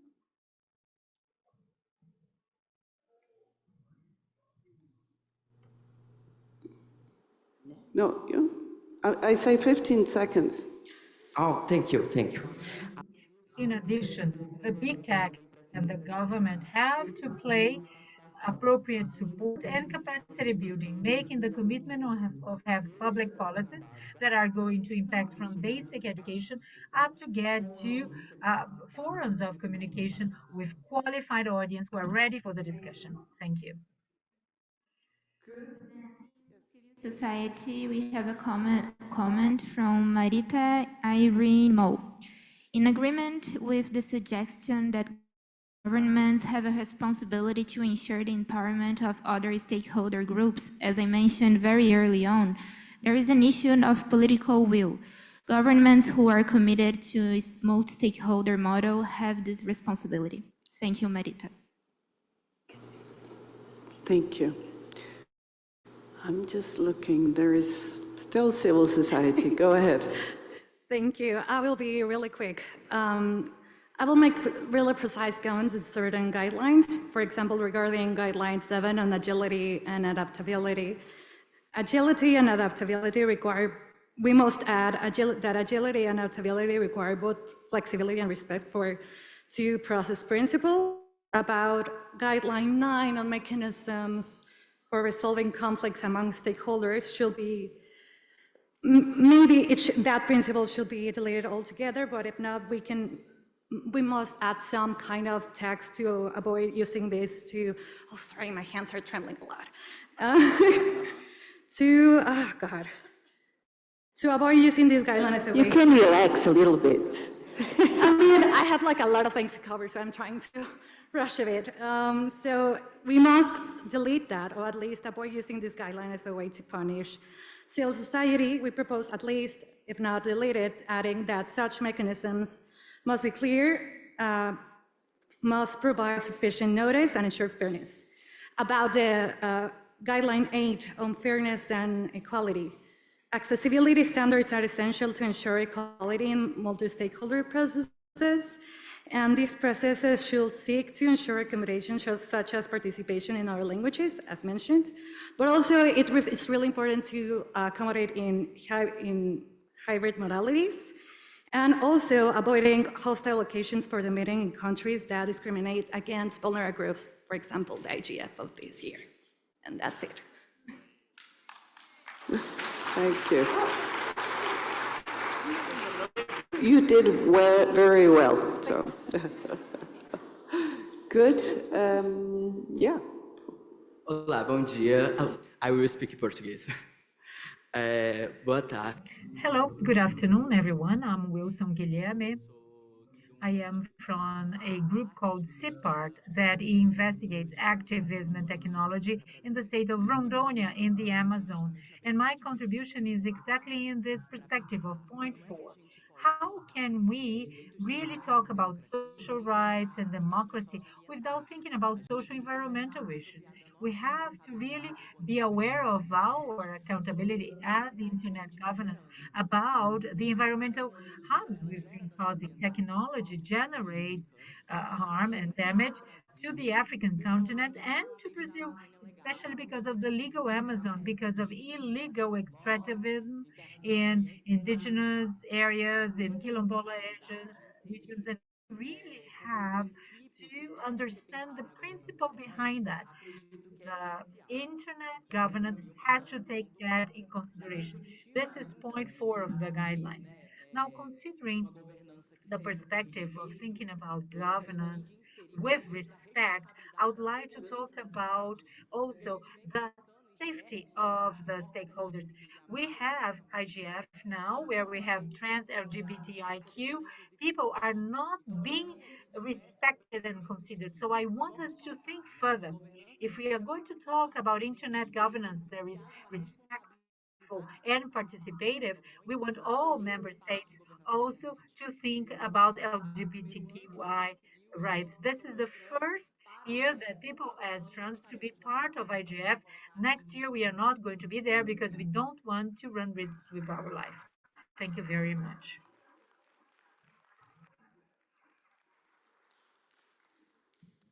Thank you. Powerful statement. Good. I see private sector, and go ahead. Thank you very much. Mark Daresgaard, Internet Governance Consultant. So in relation to the structure of the guidelines, they're actually very interesting that it approaches from first a general sentiments structure and then a more practical side, but perhaps we should be thinking about giving more examples to this. This needs to be a little better illustrated. That's the thing, especially the process, because this looks like a way to tackle pretty much any internet governance issue, so sort of a framework, but we need this to be a little more illustrative, because while some of us are very used to this and are doing this all the time, and this makes a lot of sense, I think that to people who are somewhat on the outside, not even fully on the outside, maybe this process doesn't make a lot of sense. So how do we convert this in the final document into something that feels more like a flow chart, or something that reads better or is better to see? That way we would be able to do this in a more impactful manner, something that's more shareable, something that people will be able to socialize, because the content itself is pretty. I'm just trying to think from the perspective of how we share this with our stakeholders when we come back. We'll probably adapt all of this into exactly what I'm saying, so we might as well try to aim for the final outcome to have something like that, something that's easier to consume and something easier to reproduce, that, you know, catches the eye better. Thank you. Thank you. Good. We have a comment from academia. Okay, let's go with that. So from Diana Monteiro, it is necessary to record that during this session, several participants requested that the objective of reducing economic inequality is novel digital organization need to be included in the final draft document, as well as to recognize the principle of fair share apply for human works and human content creators in digital sphere. Thank you, Diana. Thank you. And now over to civil society. Thank you. Just one suggestion to the guide. Present yourself. Sorry. Jason Pilamar from the Global Network Initiative. Just one suggestion in the enumerated guidelines for multi-stakeholder collaboration, consensus building, decision making, number 6, which speaks of the responsibilities of stakeholders, would suggest adding a reference to the UN guiding principles on human rights, and noting that the private sector has a responsibility to respect human rights under that framework. The current language focuses on the legal and political accountability for states, for governments, which is good and should remain, but suggest making that reference to the UN guiding principles framework as well.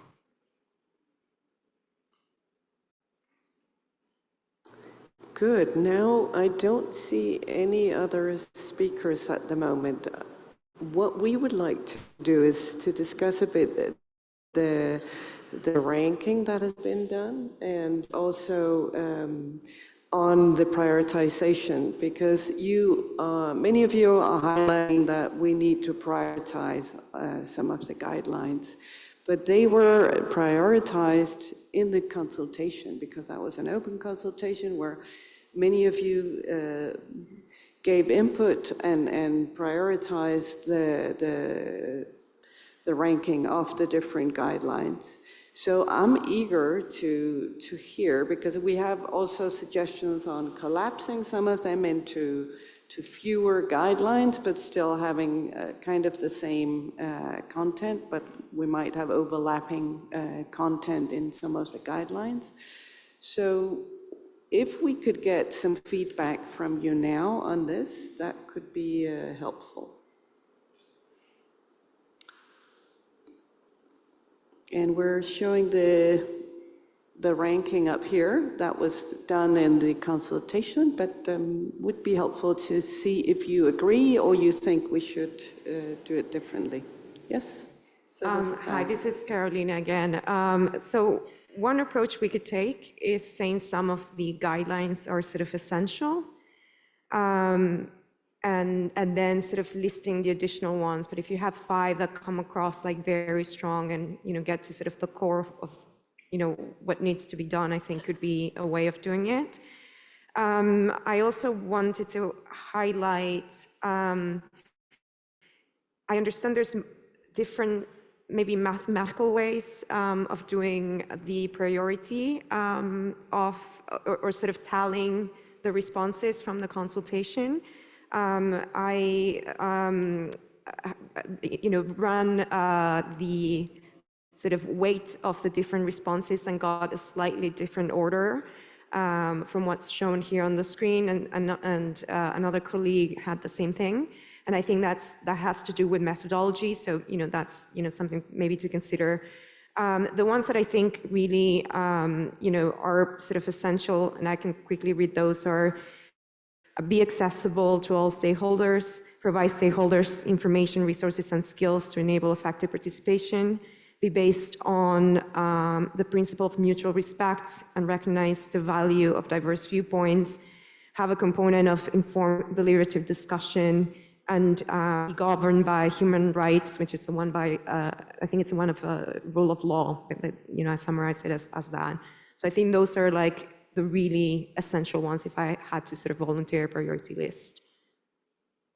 Thank you. So we have an idea of essential guidelines, and then see how the rest fits in, but governments. Thank you, Liz. This is Olga Cavalli from the University of the Defense of Argentina. Looking at the ranking and responding to your question, I think that, well, the list is quite interesting, but I think that the number 1, 2, and 3 could be collapsed with 12, because empower stakeholders with info and skills is similar to capacity building, and also informed and deliberative discussions is like capacity building and empower stakeholders, and also treating each other with mutual respect could be somehow collapsed in one. I cannot think about the language now, but it's something that you may think about later. But I think capacity building is somehow in the 1, 2, and 3 items. And thank you. Thank you. Private sector. Sure, thanks a lot. Jim Prendergast with the Galway Strategy Group. Just to follow up on what Carolina said, I think we've heard a lot about how we package this for external audiences. So I think the idea of prioritizing will make it more digestible for people who aren't here or who are not within the immediate orbit. So thanks. Thank you. Technical community. This is Peter Koch from DINIC, Germany CCTLD Registry. 2 points. One on the process. I heard you say that, well, this has been prioritized as a consequence of the consultation, but I would encourage the authors to not follow too strictly whatever algorithm has put out as the list, right? Different methods would come to different results, and also the result needs to be consistent overall, which is not what your numbers ranking automatically produces. Second point, and I can echo previous speakers, the concrete ordering of 1 or 2 or 3 guidelines against each other is probably not too important, and reasonable people can come to a lot of different results here. I would suggest that what was called packaging, or have high-level guidelines. And also there is an engineering razor that suggests the solution isn't perfect if you can't add anything, but is perfect if you cannot remove anything. In that spirit, maybe aiming at more high-level guidelines, try to combine some of them to reach that higher level. Thank you. Thank you. Interesting perspective. Academia. Jeanette Hofmann, Germany. An alternative to prioritizing them would be to cluster them around certain topics, norms and principles, and the quality of outcomes would be sort of 2 clusters, and within the clusters we could try to merge some who say similar things. That's perhaps a better solution than prioritizing, because all the principles are somewhat important. Thank you. Anyone online? No. Over to civil society. Hi, I'm Bertrand Lachapelle for Internet and Jurisdiction and Data Sphere Initiative. Actually, Janet stole my thunder, because this is exactly what I wanted to mention.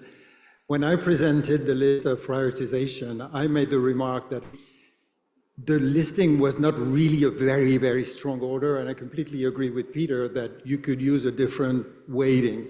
And the clustering is a very good idea, because it can group together the things that relate to the behavior of people, to the things that are put forward by the organizers of the processes, the things that are related to the outcomes. And I take the opportunity to make a side comment. We are not addressing, because we actually didn't do, and that was probably a mistake, a slide about the process steps. I encourage you to have a look at the portion related to process steps, because if you remember, Jennifer Chung mentioned something in the session this morning about the notion of solution shaping. We're focusing a lot, and this is just a side comment, on the notion of decision-making, which is sometimes threatening for the people who have the current decision-making power, be the governments or the companies or so. a lot of the discussion that we have here about how to bring more participation, more engagement in multilateral processes is by making this distinction. The multilateral process continues to have the final say in the adoption of something. But the more participatory the preparatory stages are, the more we adopt those guidelines to shape the solution, the more likely the solution is going to be a good one. Thank you. Thank you. Over to government. Thank you. Jorge Cancio, Swiss government. And just to thank all the people for so many valuable inputs on both parts of this section, on 3.1 and 3.2. I think there's a lot to think about, a lot to digest by the HLAC, where I'm part of it, on these sections. And we will do our best, as we've been saying before. And I guess we will be disappointing everyone a little bit, or hopefully disappointing everyone equally. At the same time, I just wanted to also draw your attention to one point of the outcome document, which is saying that these guidelines are meant to be a living document. So don't be afraid. This is not the end of the film, of the movie. The intention is really that this discussion continues, that this is a living document, that this is dealt as we recommend, at least, and I haven't heard anyone against it, in the framework of the IGF.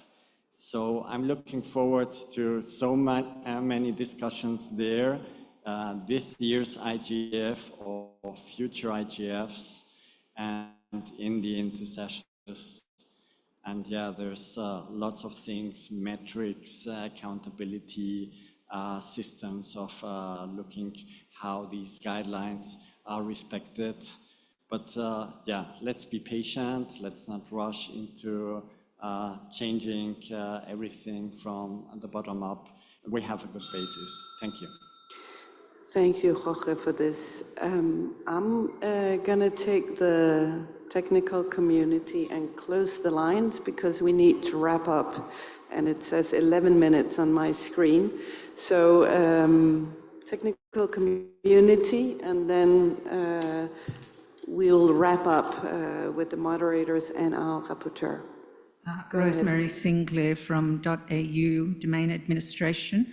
My suggestion about the prioritising of the guidelines really goes to our purpose in including them in this outcomes document, which is to focus on multilateral processes and to encourage those processes to include multi-stakeholders for the purpose of better solution shaping. So in that context, my suggestion is that they be reordered around making those processes accessible in the first place, and then empowering and building the capacity of stakeholders to be able to participate effectively in those processes, so that everybody has a good experience, and that experience builds confidence and enables deeper involvement using the IAP2 public consultation spectrum, where you're moving from just informing, consulting, involving, engaging and empowering. It's a journey, but it's built on confidence coming from experience. Thank you. Thank you. I see there's one online. Yes, there's one more. Go ahead. Yes, please go ahead. Representing civil society, we have our last contribution from Nimena Nwakama. Please feel free to join us, Nimena.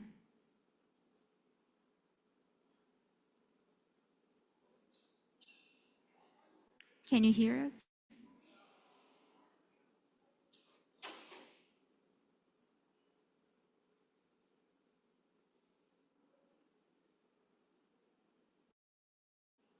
Well.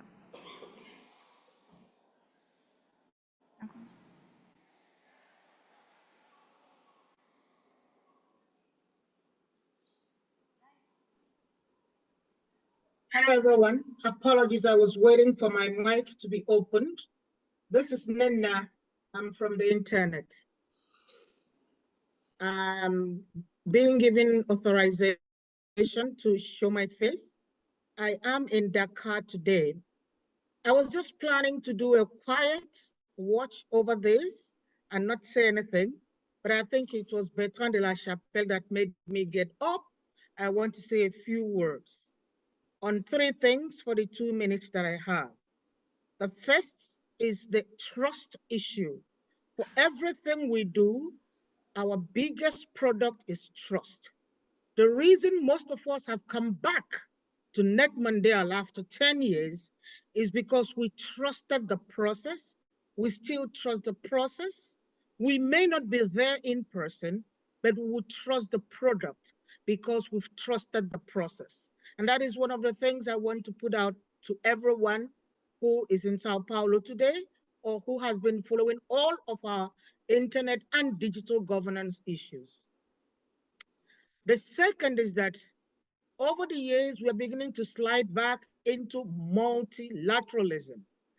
And these days, I'm beginning to hear multilateralism being used in the place of multi-stakeholderism. I do understand that states will ultimately be the decision makers, but please, let's watch that language of having multilateralism being understood as multi-stakeholderism. Last point is on tokenization.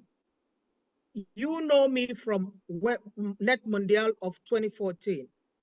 Over these years, over these 10 years, I have seen an increased tokenization of civil society. I have seen an increased trend of tokenization of women, and I've seen an increased tokenization of people from the global majority.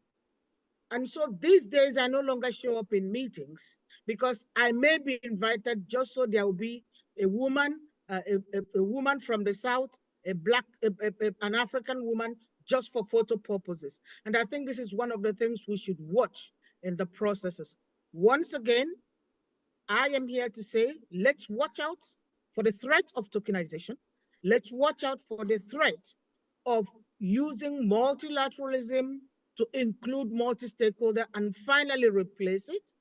And let us please keep building trust. All the very best and have a great day. My name is Nena. I come from the internet and I'll be here today and tomorrow. Thank you. Thank you, Nena.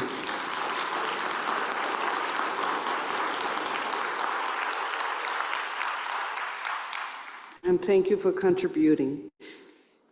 Good, and I would like to thank all of you for staying here. What a perseverance. We have now 5 minutes to wrap up. I've asked Sebastian to do it in 5 minutes, and then I hope you'll all join us in having some nice talks together after. I think there are some cocktails afterwards. Well, thank you very much. I took a lot of notes, plenty of time, because I think this is it was an excellent session. Plenty of content, plenty of good ideas and good discussions, so I really like to appreciate that. These are notes that I've taken. I will try to summarize. This is not the final notes for the HLAC to consider in the final document, by no means. I mean, there is a group of rapporteurs that are taking notes. So my point is, if your thing is not here, I mean, it's not that it's falling out. I mean, it's someone else taking notes somewhere in order to feed the process. I think it was a general support for the results of the consultation as presented. There were several requests to refinements and edits, but the outcome in general is seen as positive. We have a couple of proposed refinements, such as change of titles, moving words here and there, but I think we are apparently in the right track, and that's my sense. There was a very interesting discussion on the way that we're going to package this and we present this in order for it to be effective, specifically on the ranking sides, the numeric representation. So I think that's something we need to consider as well. I think there are several things that I took note of. How flexible should be in order to identify who a stakeholder is in this process, and how open-minded we should be. We, as a more collective and plural we, in this case, not just this room, but everyone running these processes.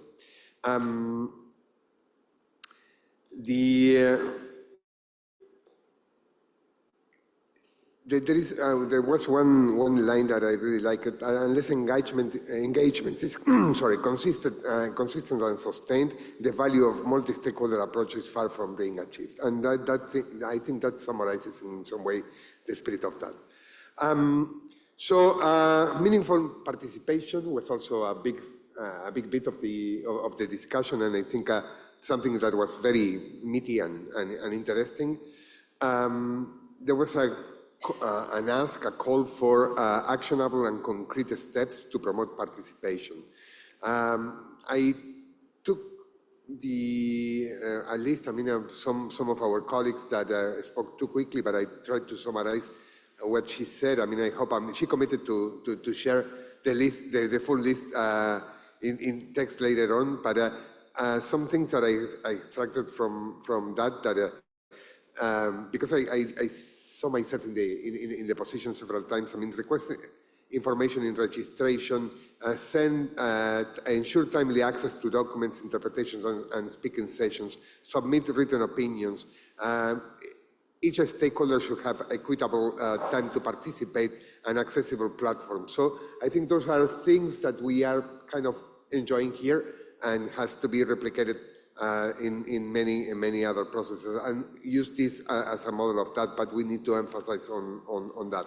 One thing coming from a governmental representative that I noted as well is that at the end of the day, governments are responsible for ensuring that effective implementation is crucial to achieving the goal, in implementation of the multi-stakeholder principles. So I think that is an important learning to me as well. Multi-stakeholder mechanism should find a way to solve asymmetries of power. It's been something that is been discussed, and these asymmetries of power has to do not only with the kind of organizations, but also in terms of human and economic resources, that sometimes are not symmetric. The final thing that I wanted to highlight is that there was a general support for the IGF. That was my sense. And the IGF, as also when we discussed the GDC as an example, the IGF as the follow-up mechanism for whatever comes out of the GDC process. And one thing that I think in the HLAC we need to focus on is we need to be bolder in the way we presented it. The document should be stronger when it comes to guidelines. There is no agreement on whether the guidelines are too many or too few, but there is a need for prioritization. And again, to use a bolder language, because these are bold times that needs bolder stances. So I think that's my summary. I hope I catch the spirit of the session. I think you did, and even if your suggestion wasn't mentioned, we will make sure that we will take everything into account.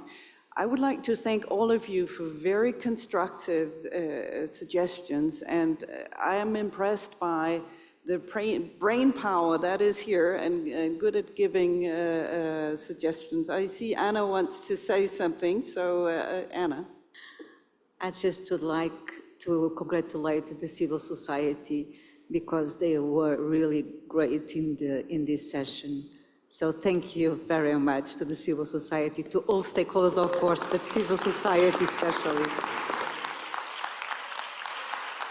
But I would also like to thank our host because they have worked very hard to make this happen. And I think it's an important event. NETmundial is, it's wonderful to be back 10 years after and still see the trust and the support, but also the power that is in the different communities.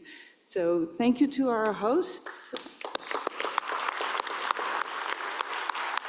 And with that, I'll conclude this session and hand over to the other moderator.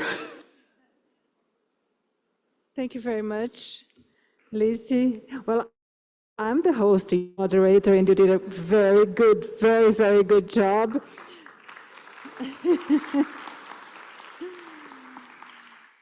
I would kindly ask you to return to your seats. We're going to the closing remarks now, okay? Before we go to the closing remarks, I would like to remind you that we have Wi-Fi in the event, and the information is at the back of your badges, all right? And now, for the closing remarks of this first day of event, I would like to call back on stage Mr. Hartmut Glaser. Welcome back.